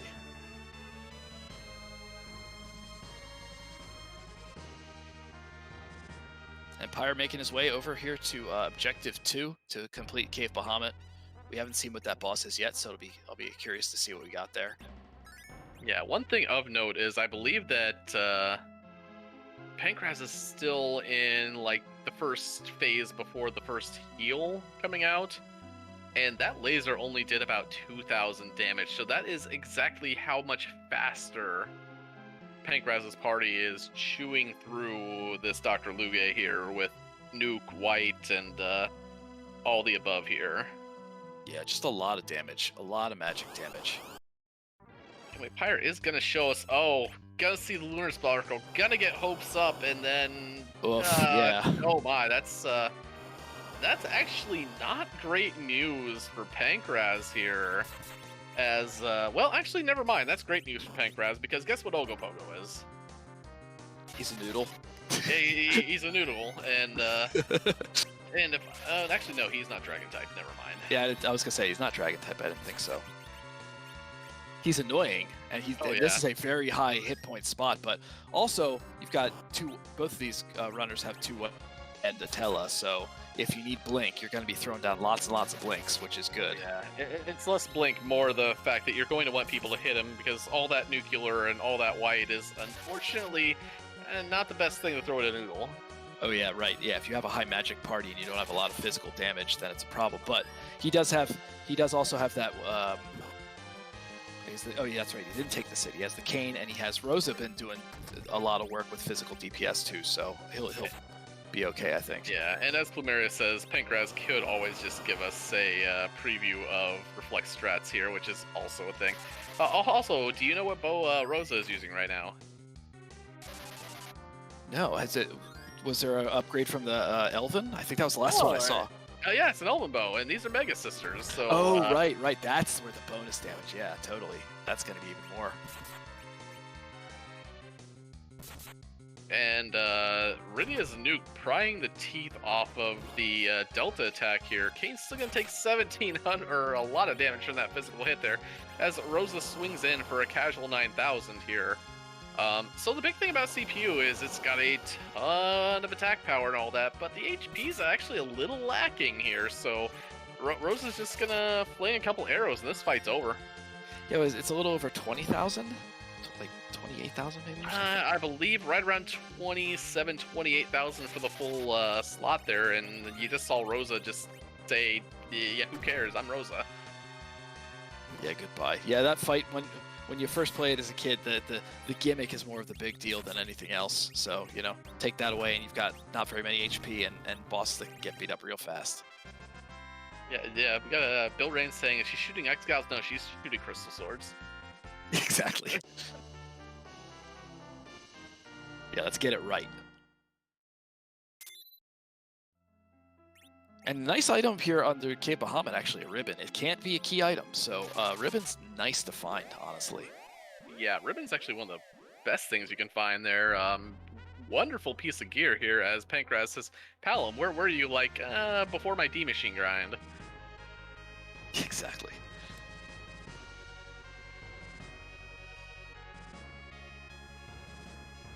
Now I wonder what Pyre is thinking here in terms of like what. Okay, it looks like what he's doing next is he's going to do a full moon clear. So obviously, like what he really needs to see here is like really quick, forge items. That's basically his way forward here. Yeah, well, the thing is, it's the curse of knowing here because one of the thing is, yeah, it's one of the things where if I were in Pyre's shoes, especially with my grind already done, I would be extremely tempted to face check the moon, just reset out the bosses that aren't what I'm looking for. Unfortunately, we know exactly where Wyvern is. Yeah, he's going to find exactly nothing in all of those bosses. We kind of have that foreknowledge. Yeah. So yeah. Yeah, and Pyre does actually have the knowledge of that Lunar Sparkle. Did pick up that Porum. Now I wonder if Pyre has in the back of his head that sparkle. I hope he has remembered that. Maybe he'll think to go back and check that if he doesn't have any luck here. The issue here is, as much it is, Rosa is about to just actually throws the Berserk on Kane here first as Porum throws out the Cure 4. And that's actually what I really like about the double White Mage strat here is... Oh, actually, Rydia's gonna... Oh, I love this, actually. Rydia's gonna throw the Moon Veil, make herself the Reflect target while everybody else bounces spells off her. And maybe Ogopogo will be nice enough to just... throw physical attacks her way under the barrier status, and hey, even better. Exactly. So yeah, Rydia's going to take those big waves, but as long as you have some chemist work going on, you don't have to worry about the wall being up there, and Rydia will be good to go, just trampling Ogopogo with those nukes. Yep, and unfortunately, Pyre is doing exactly what I said he would. Went to the Mirasame altar, saw CPU, said, no thanks, I'm looking for a Wyvern. And it's gonna get it's gonna get the news here real quick, or well, quick in terms of Moon standards, that this isn't the dragon you're looking for, wherever you might find one. Yeah, exactly. Yeah, we know nothing. We know nothing's down here. So if he's gonna do quick face checks, he's gonna also quickly be done face checks. At that point, if you are Pyre, I mean, again, and the thing is, has played this seed exceptionally well, and has actually, minus that Wyvern check, pretty much played toe-to-toe with Pankraz here. Yeah, this has been a super even match. Like maybe, seeing that extra objective, you think Pankraz, has been just totally outplaying. But honestly, the only difference is that Pankraz took a kind of a spicy chance there at going after that Sparkle. I mean, it wasn't a terribly bad idea, but it was a 1 in 5 and something that was going to take a couple of minutes to get all the way through. And if it didn't pay off, he would have actually been, a way worse off than not having checked it. But so it's Pyre's been playing tremendously. Yeah. Anyway. Crystal in hand for Pankraz, and the only thing that you really don't like about this is no Curse Ring, no Silk Web. At least I don't think I saw either one pick up a Silk Web. Could be wrong about that. Yeah, I believe you're right. I don't think so. I don't think there's anything that's going to be... He'll have to cast slows if he wants to get any kind of speed mitigation here. So yeah, it's going to be a little bit of an unwieldy Z. Reflect strats are going to be a little bit harder just because you're not going to be able to easily go do like battle speed 3 strats where you have all of everything kind of set up perfectly. So he might have to nerf 1 or 2 big bangs to kind of actually get through this. But ultimately, this is also Pankraz, and he's probably going to crush it. Yeah. Moonboss Shuffle apparently is on today, as we saw Ogopogo at Cave Bahamut. We saw D Lunars at the Plague Spot, and then we just saw Pale Dim at D Lunars. Okay, so wait a minute. How many Sparkles has that been? That would be, so we saw Pale Dim, we just saw D Lunars, and we saw Ogopogo, so that's 3 out of the 4 unknowns for Pyre. About the only one Pyre hasn't seen other than that Wyvern is Plague. Yeah, so if Plague shows up quickly, if he's lucky enough to find Plague here, hopefully then maybe he remembers that Sparkle sitting there, because then he knows it's go mode. Yeah, is taking this Mylon Z fight, it looks like here. And yeah, the thing is, I mean, Pyre has seen that Sparkle down there and knows it is now a 50-50 in terms of that. Yeah, that's tough. Like maybe you think at this point, like, you know what, I can't, like, it's not like he's going to exit, go do that check for a 50-50. Like that's a lot of, that's a lot of backtracking and stuff for it not to pay off potentially. Yeah, it is something you could save Scum, but yeah, that KQE spot, which again, the Rosa was just set up wonderfully to deal with. Yeah, Kainazo got crushed there. It was pretty nice.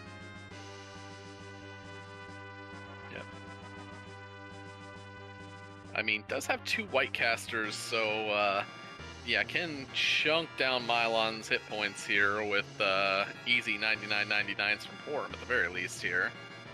Yeah, I mean, punching like a truck, but yeah, those quad 9s are coming out. This will be a quick fight at least.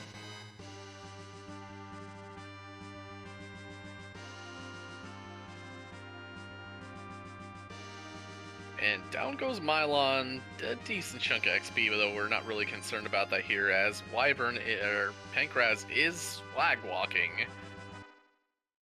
Yes, we are seeing him head into the lunar subterrane, where only a Bahamut orb. Yeah, not taking a reset out of that. Not terribly useful for his current party. Kind of a bummer. Definitely a bummer here. Actually gonna put those arty arrows on. Only a great bow, but is saying Rose is going dragon hunting and has a pale dim in her sights right now. And even with only a great bow, those are arty arrows and a heroine robe. Yeah, that'll be a pretty quick fight. And another fight that's going to be happening on the other end, as you see by these Z question mark flags that appear here. I think there's some big deal boss coming up. You know anything about it? Yeah, I mean, it's time for a nap, but also time for butts, I believe. Question is it cute? Is it a butt? Does it have a butt? And I believe one of those is like the 9th. The bit I do with Demerin all the time. It's the 9th most important question for Enterprise is whose butt are we going to kick tonight? Yes, we are moments away from seeing one of the 400 and something different Z sprites that have been created, many by the wonderful Scala Kitty, and also some from Boardface and from other places as well, I think. So yeah, they're from all sorts of video game places, memes, pretty much anything you can possibly think of. There's so many different hilarious and awesome and also horrifying sprites, and we can see which one it is now. Yeah, I'm just going to go with chat, other than saying the 500, but a lot. Yes, it is a lot.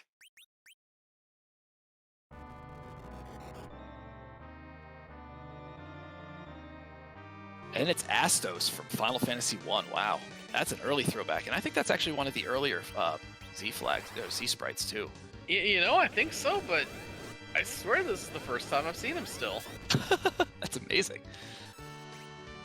That's a small boss. I'm so used to those super gigantic sprites that we sometimes get that like are larger than the screen. It does have a butt. The butt is there. It's a very small one, but yes. No crowns here, but also no rub spells. Ooh, yeah. No, thankfully, no rub spell. The instant death spell. Meanwhile, that was a spoon and a sand ruby out of the D Lunars, which, hey, it's 10 key items, but unfortunately still not exactly what Pyre's looking for.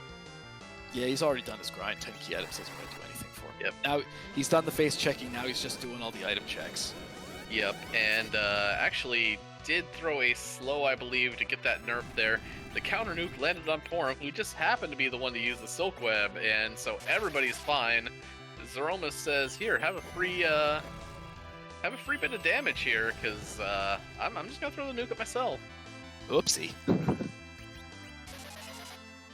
Yeah, Reflex Strat's coming in pretty solidly for Pankraz here, just kind of knocking down that DPS, knocking down that damage. Obviously, he does not have to get all the way through the entirety of the hit points with the Reflex Strats. He only has to go through. Is it 65? 535? Is that what the total is, or is it something else? I believe 63,000 is the exact what he has before the HP refill there. Gotcha. Yeah, so that's all he's going to have to go through with these Reflex Strats.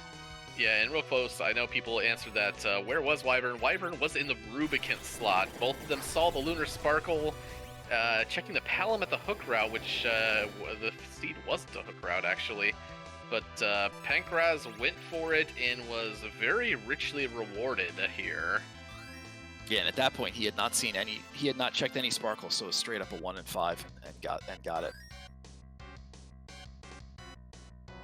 But it's been even Steven the whole way. Otherwise, like they've both been playing completely amazingly. Oh yeah, that's again, I'm thinking it just kind of came down to the fact that we had Heroine Robe, Glass Hat, already arrows on the Rosa. It was kind of the perfect storm for Pankraz just to say, well, you know, I can probably deal with whatever's in KQE really easily. Yeah, I look forward to asking that question. That's the first thing on my mind. Oh yeah.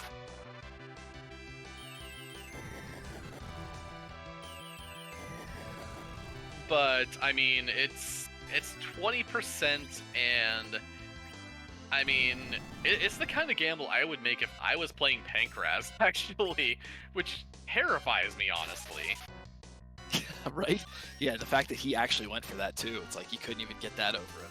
Yeah.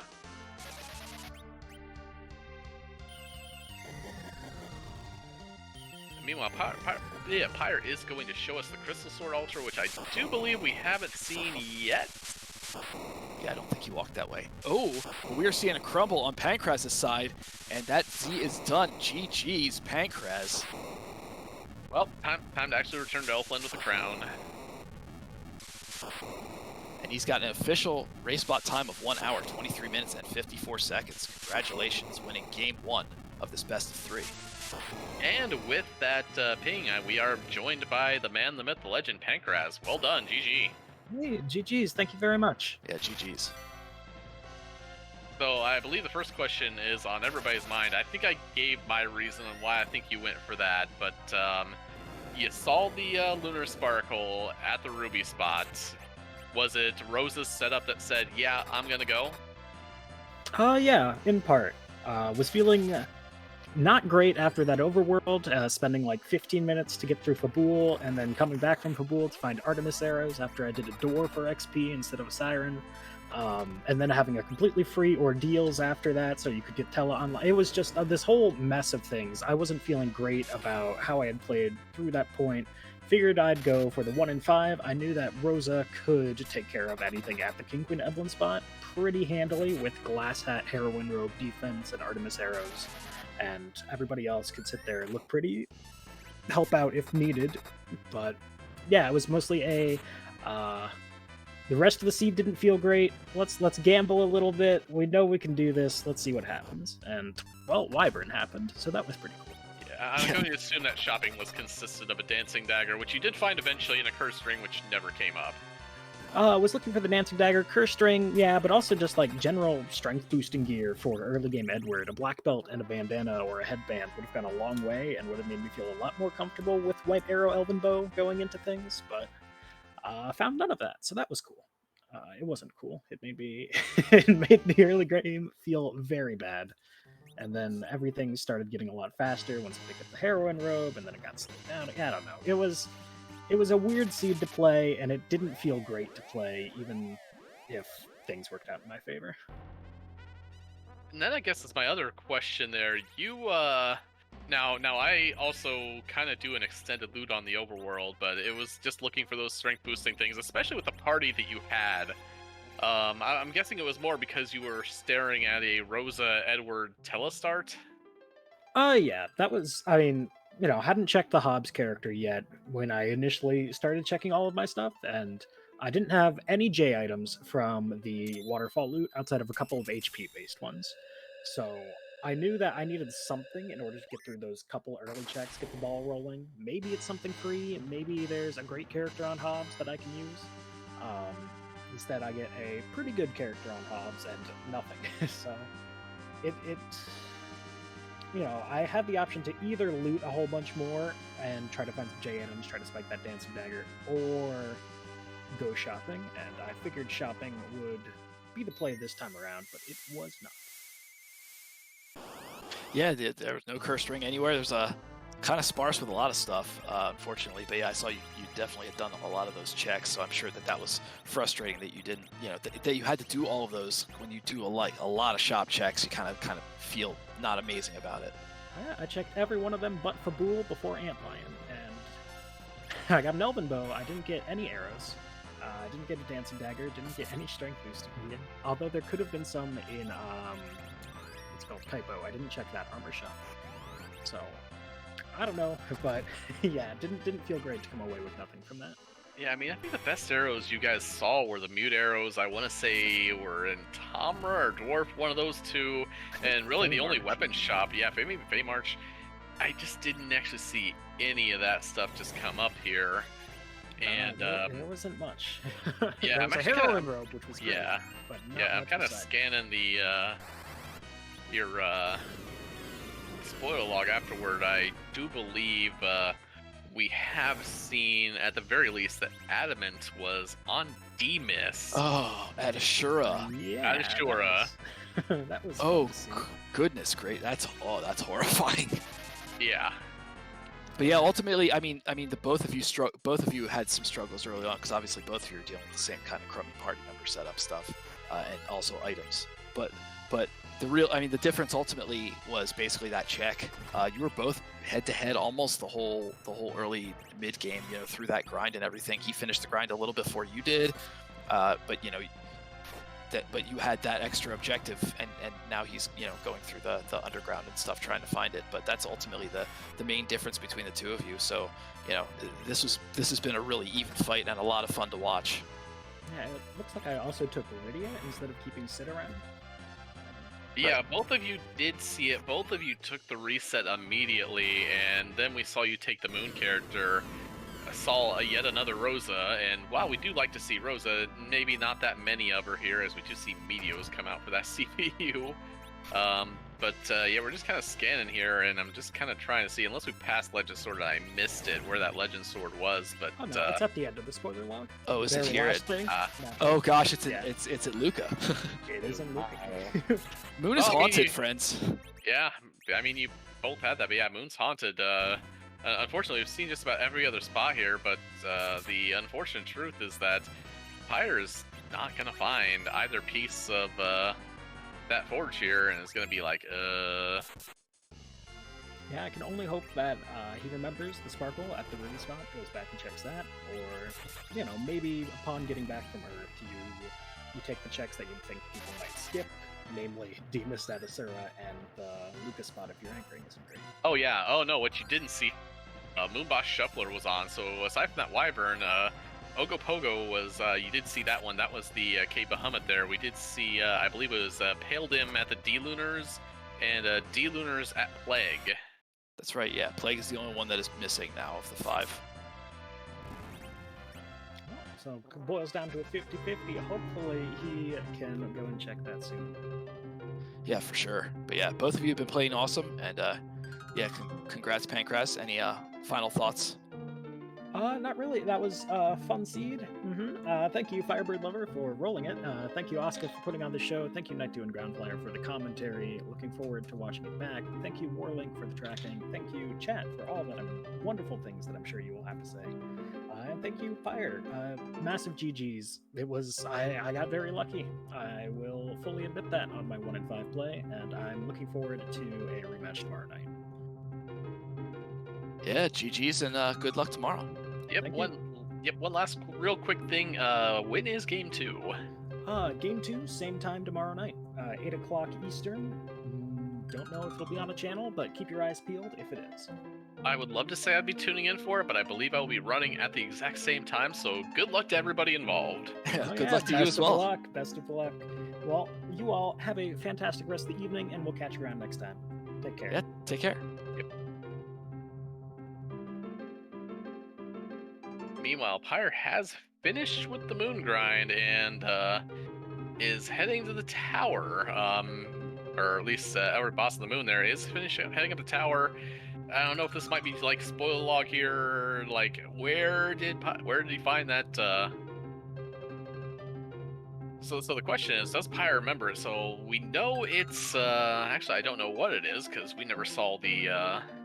Yeah, we didn't see top of tower. We didn't see top tower. Yeah, that's interesting. So if Pyre sees that other lunar sparkle, that last one, does it dawn on him that unfortunately it was at the Rubicon spot? Well, I mean, Pyre will actually get another sight Oh, Sarah's at the top of the tower with the Baron Key, but yeah, we'll get another sighting of that Lunar Sparkle. And there's Bahamut. Yeah, probably most likely just here, just going through these quick checks. Obviously, everybody in the party is going to crush everything at this point, so it's really just kind of clearing out the whole seed. Yep, and I have to step away for 1 minute here. I'll be right back. No problem. All right, but yeah, he'll take out the rest of the tower.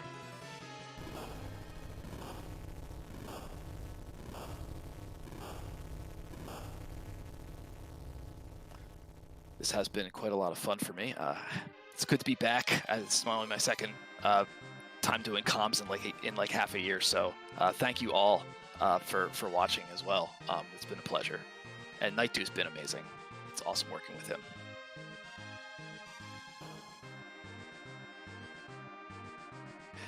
Possum, yeah, asking where the wall was. I don't know where the wall is. I'm really disappointed. Is the wall the thing that is not in the seed?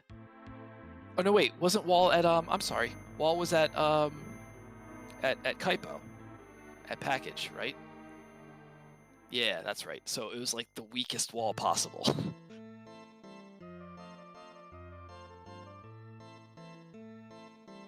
It's sad. It's really sad, I'll admit it.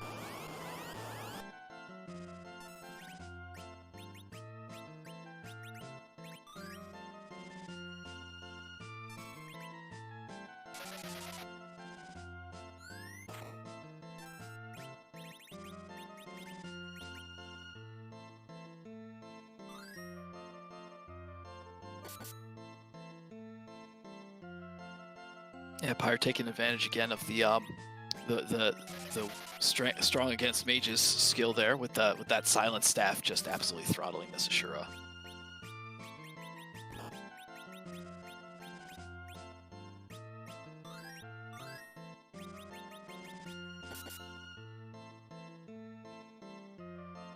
After he's done this, I guess then his remaining check underground is just the Luca Cave, I guess. So I'm sorry, it's the Luca Cave and of course the Leviathan. So ultimately, like, maybe that's the first thing that he finds are both pieces of Forge, because I'm sure he'll be remembering that. It has Baron Key as well. So if he stays underground, he'll just end up getting the last two checks and will get both pieces of Forge. Ultimately, at this point, that's probably the quickest way to go mode.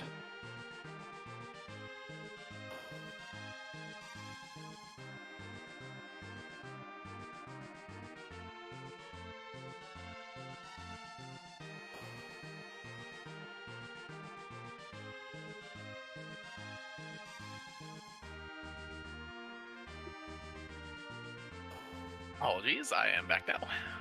Hey. Apologies. Yeah, Pyre had a pretty quick crushing of the tower, and he's gonna come back out. Was it Harp was at Cannon Room, I think? I was looking in the spoiler log. So. I cannot remember off the top of my head. Unfortunately, we do know that the question is Pyre did get another glimpse of that sparkle there on top. Got sent away.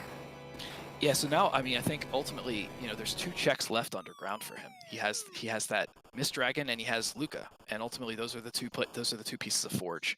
So that's most likely going to be his quickest shot to go mode here. Yeah, unless he goes and checks that. But I'd actually kind of like to see a Telesupersmith. That's an Earth Crystal, and Pyre is taking that Earth Crystal and is driving straight to the Earth Crystal. Ooh, yeah, he's got a couple boss checks here. Maybe thinking, it's possible that Sparkle is up here doing, at Magus Sister slot or something like that. Maybe that was another freebie I missed, or who knows? Yeah, I'd say given the race here now, nope, gonna fade that treasury. No raiding a treasury for us. Sorry, Asuka, no treasury music. Sorry, everyone.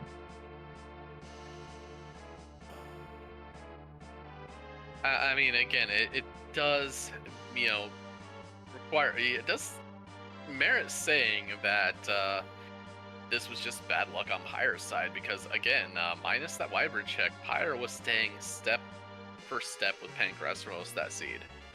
Yeah, I really feel like logically, I get why Pankraz did it, and he explained it, of course, but I can really see not checking it or checking it. There's totally logical reasons for both of these choices, and so yeah, ultimately it is, definitely a little luck a little rando, but obviously you need to have the extreme amounts of skill to back any of that luck up in the first place, and obviously Pankraz was able to do that anyway. But yeah, he both of these racers have been put on a clinic, honestly, other than, you know, maybe some early roughness. They've both been playing amazingly, regardless of what the outcome is. Yep, and honestly, what we'd really just like to see here is, the one thing that would just point Pyre to that sparkle there is seeing Plague wherever Plague might happen to be here. Yeah, if Plague is at that Val, we obviously not at Maga Sisters. If Plague is at that Val spot, maybe we see him go, yo, okay, I get it now, I remember. Yeah. But yeah, that would direct him. That would be the fastest direction. Or maybe at Baron. I don't remember I don't think it was a sparkle at Bygin spot. No, I can't remember what it was, but I'm sure it wasn't a sparkle. I'm pretty sure one of us would have made note of that. Yeah, oh yeah. I hope so. Yeah, I'd hope so. I mean, I can't be, because sometimes I swear it's like half the time I miss it because, well, I just look at it and it's like, hey, let's go check Baron. Wait, what do you mean Golbez is standing there? Right, exactly. And easy peasy there. See who these other characters are. I guess we don't necessarily know who all the characters are in the seed yet. It's distinct something, right? We don't have all the characters, or is it? Well, no, it's everybody, or potentially. It's distinct nothing, and we did see Rudy actually from the spoiler log. I do remember that one there. Right. Oh, but it's C. That's right. It's C maybe. So you're not guaranteed the characters. Like you could absolutely have a seed with no Rosa in it. Yep. Or a seed like this with 3 Rosas, 2 Rydias, and who else knows what here? Ooh, and another Eddie. And a get out.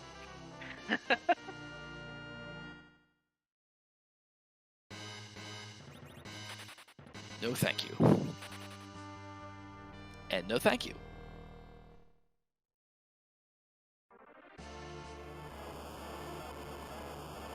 Yeah, there are some times when I would sometimes think about taking that character off a giant post grind, but I'd have to have like one objective done and the rest buried in hi free boss.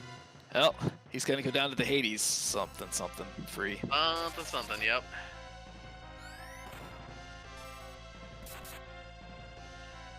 Again, not what you were looking for. Yeah, and maybe his next bet is go do that Baron check, because again, 2 more bosses he hasn't seen yet if he's still looking for that boss.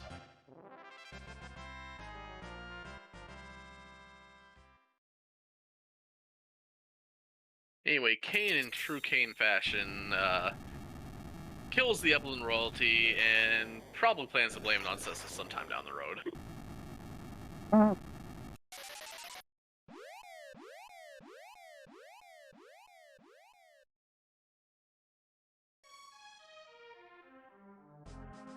Yeah, you'd think Kain was a rogue for all the backstabbing he does.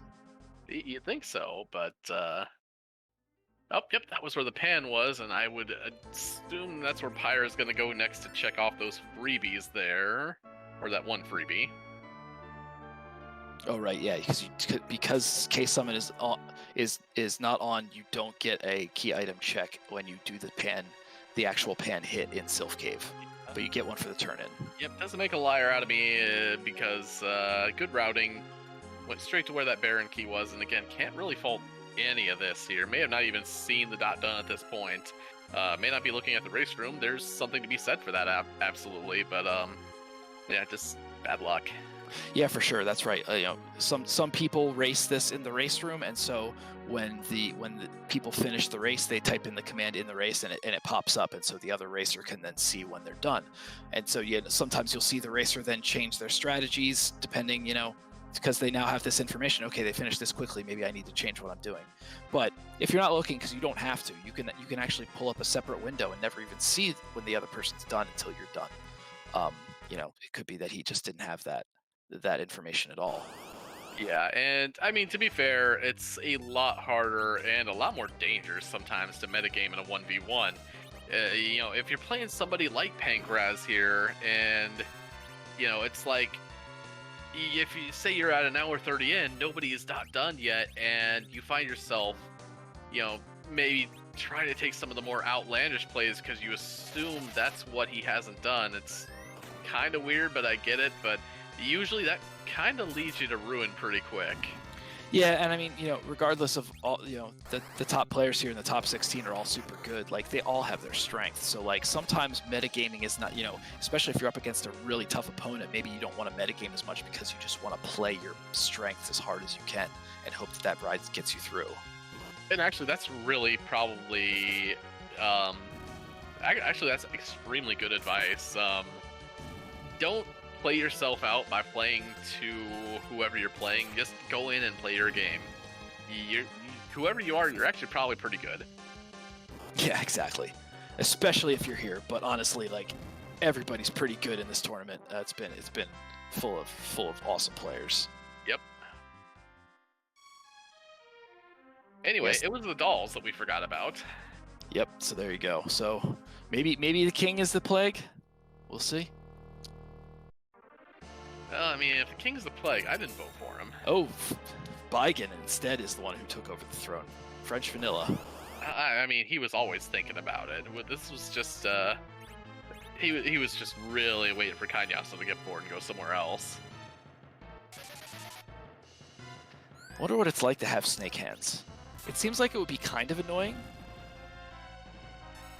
Like, you want to scratch your back and you end up injecting yourself with venom, I guess. I mean, maybe. Maybe you've gotten immunity from having snake hands. Who knows? Fair.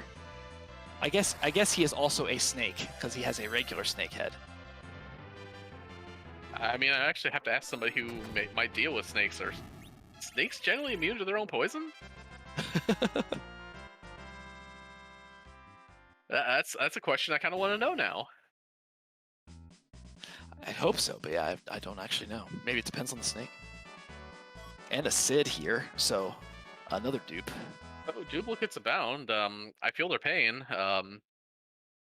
Based on a previous race that may have been run yesterday.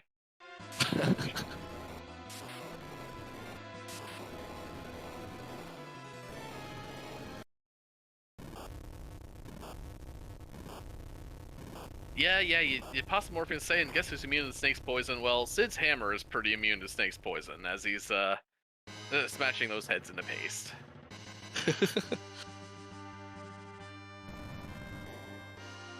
Reminds me of, what is it, the Simpsons episode with Whacking Day. I always think about that whenever I'm fighting Baigen. It's been a while since I've seen that one here. Anyway, we're walking up to the Baron trash can, and well, somebody threw a really good rod into a trash can. Who would do that? I don't need this Stardust rod anymore. Done using this as a back scratcher. It casts a comment on you for the last time. Yeah, right. It's like, I was just using it to, like, walk with, walking around walking cane kind of thing, and all of a sudden, like, meteors started falling onto me. That's bad. One more boss check here. Probably gonna get a reset since no key items here, and it's the regular leg. Yeah, that is original flavor leg. Actually, is that extra spicy leg and the elements is the original flavor leg? Yeah, I don't know. I kind of think of elements as like Neapolitan ice cream, and one of them spicy, I guess. Yeah. Anyway, Pyre making the first half of the play for the Forge here is going into the Luca Cave. And we'll also get the benefit of getting this boss check as well. So, this could again be the other Sparkle Plague, which Plague here is kind of annoying, I guess, especially with these high-level characters. Got to kind of, the agility's still not amazing here, but obviously it won't be a problem. It'll just be kind of annoying. I mean, we're super running out of places for this Plague to be in to point Pyre towards that last Lunar Sparkle here. I mean, at this point, the only unseens are in this Luca Cave, behind the package. No, wait, we saw the package. That's right, that was the wall. Is it just this? Twin Harp. Oh yeah, Twin Harp, right. And that's about it, actually. I think that's it. This is a 50-50 to be Plague. Well, I mean, here's the other thing. There's an extra boss per slot, right? We haven't seen a Water Hag, I think. Yeah, but there's one boss that's also off but it can't be the objective boss. So the thing is, we just haven't seen 2 bosses. Because it's Right. Odin at King Queen, or it's Odin at Leviathan, and Demist at Asura. Right. Actually, Tybalt, I'm going to say that here. If Plague, yeah, that's actually true. Plague may not be in the seed. Yeah, that's what I was trying to say. Yeah. So he Yeah. might not see a sparkle here at all. Might not get that info. I don't know what. Yeah. And he gets the Legend Sword. I think it's Water Hag was the other one. Maybe I'm wrong about that. Yeah, we haven't seen Water Hag. We haven't seen. Obviously, we haven't seen Plague. Well, there you go, Plague. Oh, there's Plague.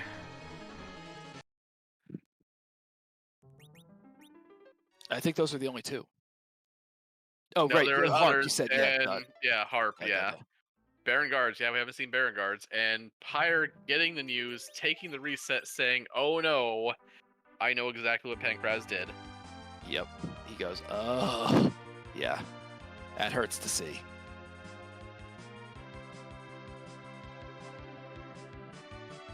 But finally on his way to the right Sparkle, and we'll be also with that pass taking on Z very shortly. Oh, yeah. And with the extra bonus levels from that moon here and that tower there is in pretty good shape to still deal with this Aromas. Yeah, shouldn't be a terrible problem, but yeah, agility will be a little bit of a factor as well. Just like, because he did not find a cursed ring or anything like that either. Yeah, I don't know if either of them did, and I mean, the time for looting is over, but right. Because I guess a curse ring's not guaranteed, right? Like you could possibly... I don't think anything other than overworld cure 2s and life potions are guaranteed. Gotcha. That's why. Yeah, I figured. So, yeah, it might not be in here at all. Although it could have been in Baron, but yeah, not checking that. Yeah.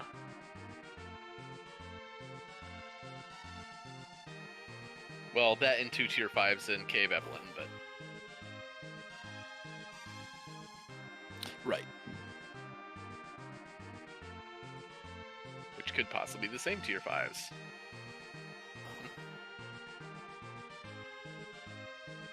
Leviathan or elixirs are guaranteed in Evelyn shop. Yeah, I did not realize that. That's fascinating. Without the J items on, those are the only 2 tier 5 items, actually. Oh, yeah, there you go. Yeah.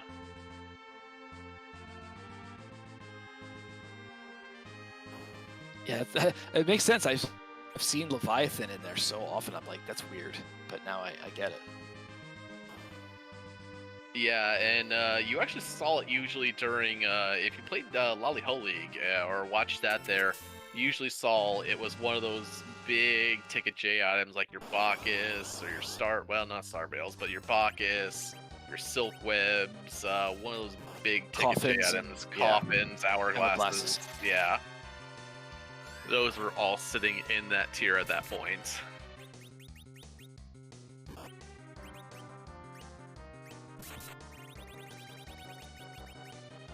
Meanwhile, Octoman, thinking he might have had the seed off, is surprised to see a 4,000 hit point Kane bearing down on him right now. That's easy. I'll beat these folks up. I got lots. I can do lots of damage. Ow.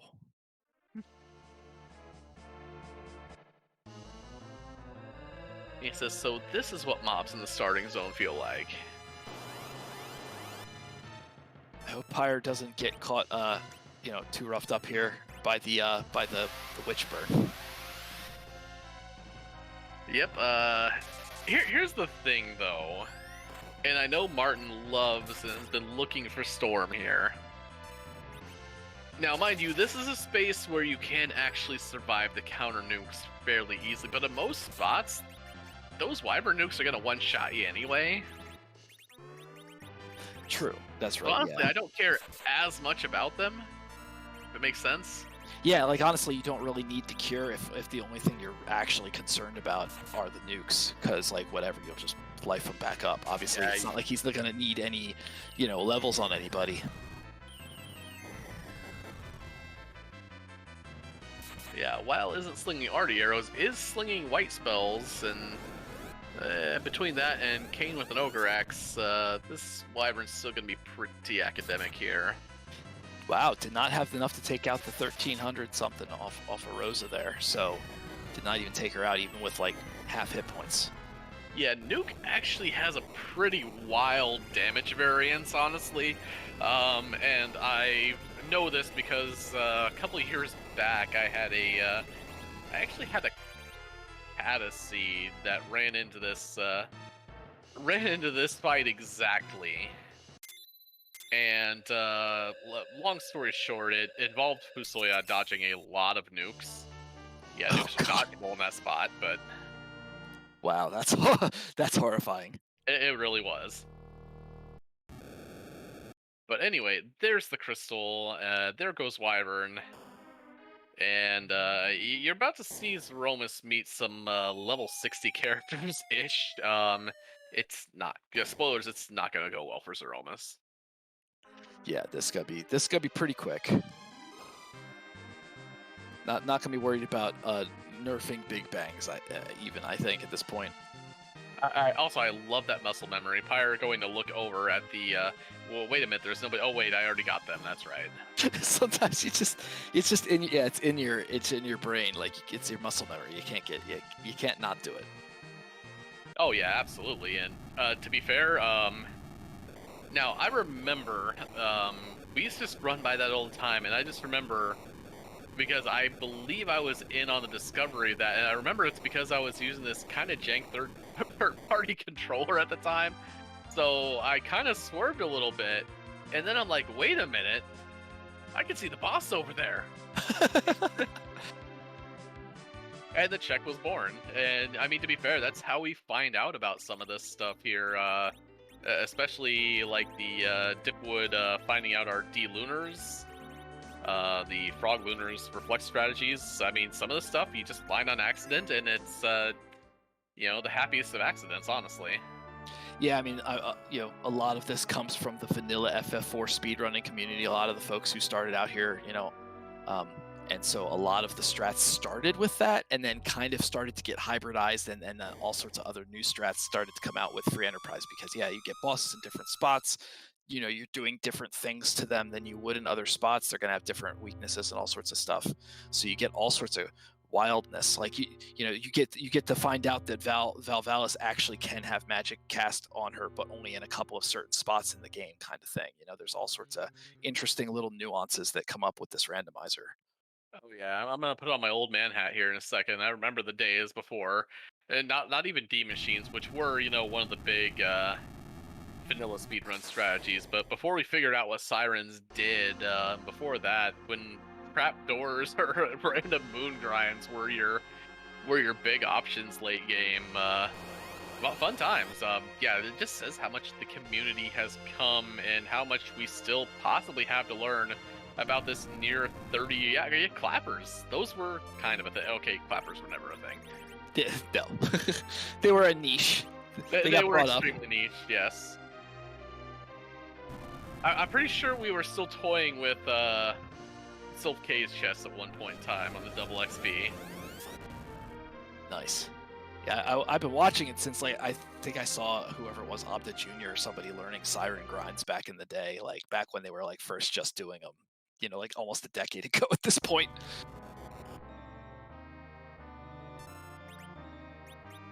Anyway, here comes one Pingassus here saying, I've got a crown. Wait a minute, wrong game here. Yeah, but apparently he does have the ability to create the universe with a big bang. So, still pretty impressive. It's not a crown, though. No, Cubs, I won't be talking about arm grinds and Cataseeds. I will talk about alert grinds and Cataseeds, because holy crap, did I get the bright idea of trying to farm alerts, not for sirens, but for it was interesting stuff. Oof. Yeah, let's talk about Stoneman Grind, shall we? Exciting. Yeah, I want to hear more about Stoneman Grind. You really don't. No, I really don't. We did weird things for XP sometimes. Well, yeah, especially when you're experimenting and you're just, still trying to find all the stuff that we now take for granted. Like, there's so much.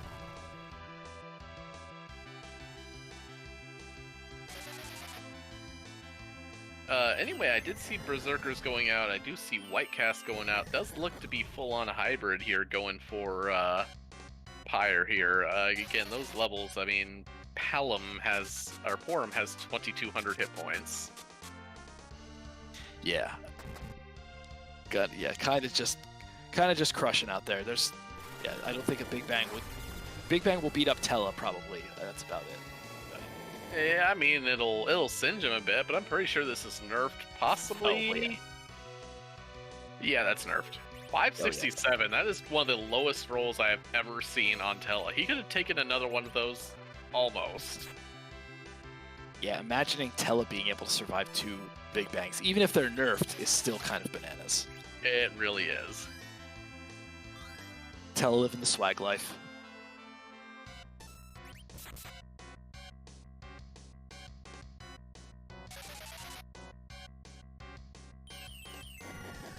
And I think, Sid wasn't Berserk. I'm like, I think Sid's still like on his, excuse me, I think Sid's still on his wooden hammer there. I don't think I think Kane's been hogging that Ogre Axe all to himself, honestly. Which, to be fair, I'm pretty sure is in Kane's MO, but...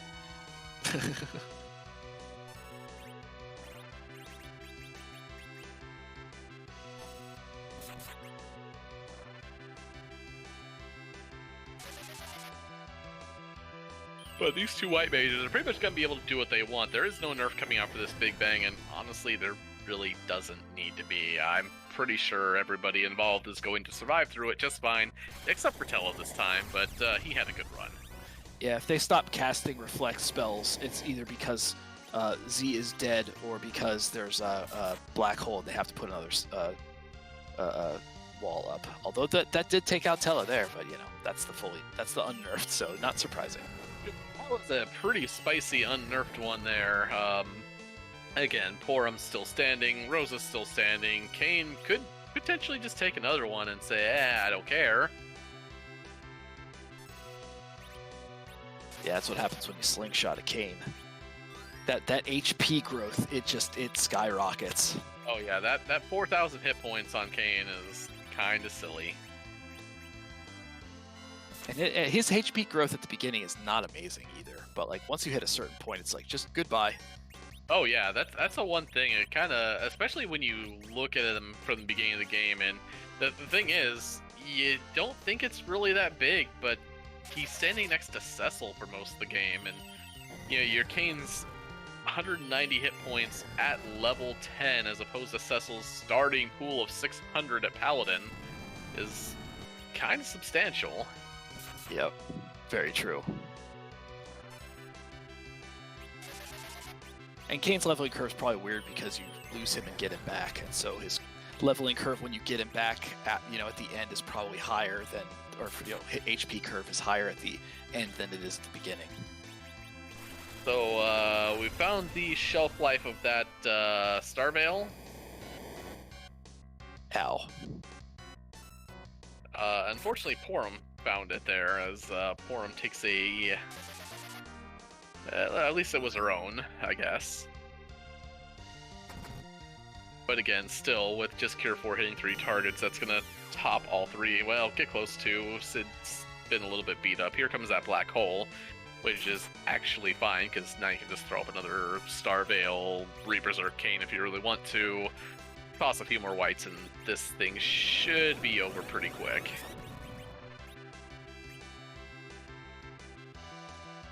Yep, basically signed, sealed, delivered at this point.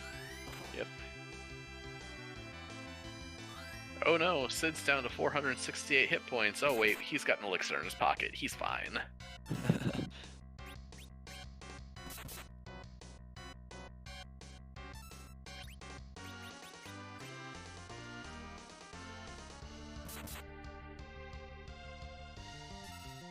But yeah, as you can see, this is taking longer because the reflex strats were not there, so the refill did happen. So we are going through the full HP pool. Yeah, but again, with these characters sitting as they are, as long as you keep MP on that Rosa and at least a little bit of that healing going through, this team is not in danger of falling anytime soon. Yeah, sure, the Tel is down and the Porum's down, but I mean that was just kind of a product of your fight, honestly.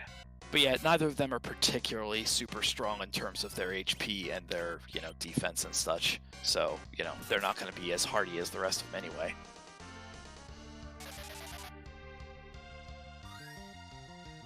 Plus, Kane's getting him in about 4 to 5 swings with that axe between each Big Bang at least. Or actually, probably a little bit more. Yeah, I don't think it'll be too long till we're seeing rocks. Like now. I was about to say, yeah, like now. I was just about to say, we hope we don't see another black hole here, because he's getting close to where that would come out here, but nope, those are rocks, which means Kane's going to swing his axe spike 1 or 2 more times. This white spell's going to go off, and that will be pretty much it.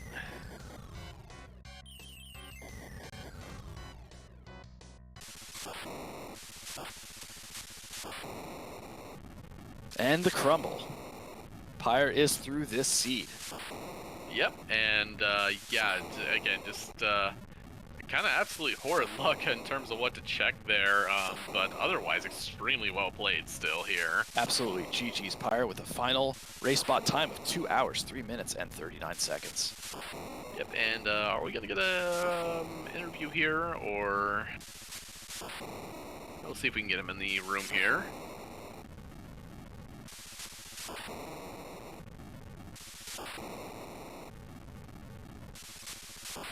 And with that ping, we are joined by Pyre. GG.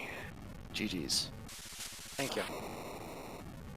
Yep, so I'm pretty sure you know what we're gonna ask here first. I'm gonna guess you took note of that Lunar Sparkle when you recruited that Porum. Was it just something you were just kind of waiting on until you did see that that plague there, and you're like, oh no, I know exactly what Pankraz probably did there? Actually, when I got Porum, I blanked it off and forgot to write it down, so I forgot it was there until I got back and hit the top of tower. Yeah, that's that was I mean, to be entirely fair, especially with the amount of looting that Pankraz was doing there, up to that point, you were almost a step ahead for like the first 50 minutes of the seed, actually. Yeah, I'm probably gonna watch it back, or some of it back, anyway. Yeah, I mean, you're basically neck and neck up through the grind, except that he had already had the extra check and gotten the Wyvern. But like beyond that, you did the grind first, but then he was already in go mode. Pankraz already gotten that, and so just took care of the objectives, and you still went into the subterranean at that point. So that's really the ultimate difference between the two of you. Like both of you played like actually really well, especially once you got the grind went super efficiently on both for you, and Pankraz as well. Like you played really well, and this has been a really good game one. That luck kind of intervened a little bit, but like the skill here has been just top tier. Thank you. Hoping it'll be a little closer tomorrow. I mean, what was pretty much said. I mean, it's really, I mean, it came down to a little bit of luck there, but yeah, I mean, I know the time looks like super apart, but yeah, you played actually extremely well for all that. So yeah, I mean, again, it's just rando being rando for you at that point in time. Any other actual thoughts you have on the seed, though? The beginning was a little slow and rough. I had to basically throw everything I had at the first few bosses just to get through them. Didn't find a good bow for Rosa. That would have helped a lot. But other than that, I think I'd play fairly close to the same. Probably the same thing if I didn't note that Sparkle went picking up the Porum, because I figured if I could find Wyvern heading down the moon, that'd put me right there since I didn't have the pass anyway. But no such luck this time.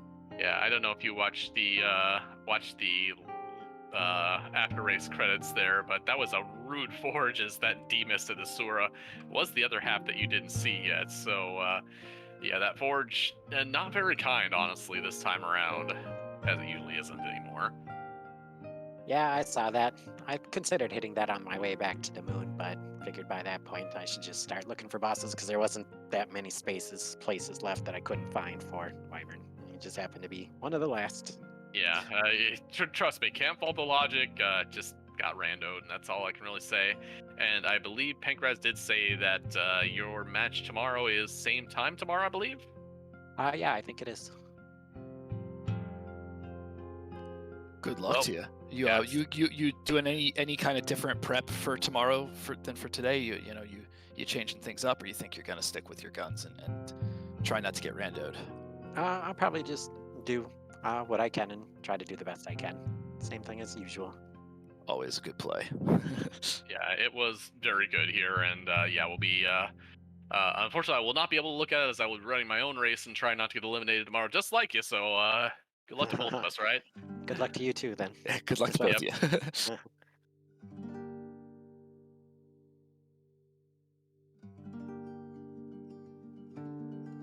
All right, and that was Pyre there, and that was our game one here between Pyre and Pankraz here. Pankraz does take game one here. Is going to go for the. Is going to go to try to close out tomorrow. Again, a lot closer race actually than what the time actually put up here. But any other thoughts you have before we send this elsewhere, Grappler? No, I mean, other than it's been a pleasure working with you, and obviously it's been a pleasure working with everyone else who's been on this restream. I just want to give another special thanks real quick to Asuka and Firebird Lover for doing the restream duties, and Warlink for pushing the myriad buttons. That you've been a great help, and obviously to you, Knight, too. It has been a pleasure doing comms with you this evening. I super have been enjoying myself, and it's been super good racing to watch. Yep, very much so here. And while it is our time for tonight, we do have another race coming up a little bit later, I believe in 30 minutes time. But before that, we are actually going to be going in rating Legacy Starscream and a Mystic Quest any percent run here in the meantime. So keep tuned on, and there will be another race, I believe, a little bit later tonight. But until then, let's go check this out too. Yeah, make sure to give them our love, and don't spoil this race in the chat either. Yep. Be on your best behavior, and see you then. Take care, everybody.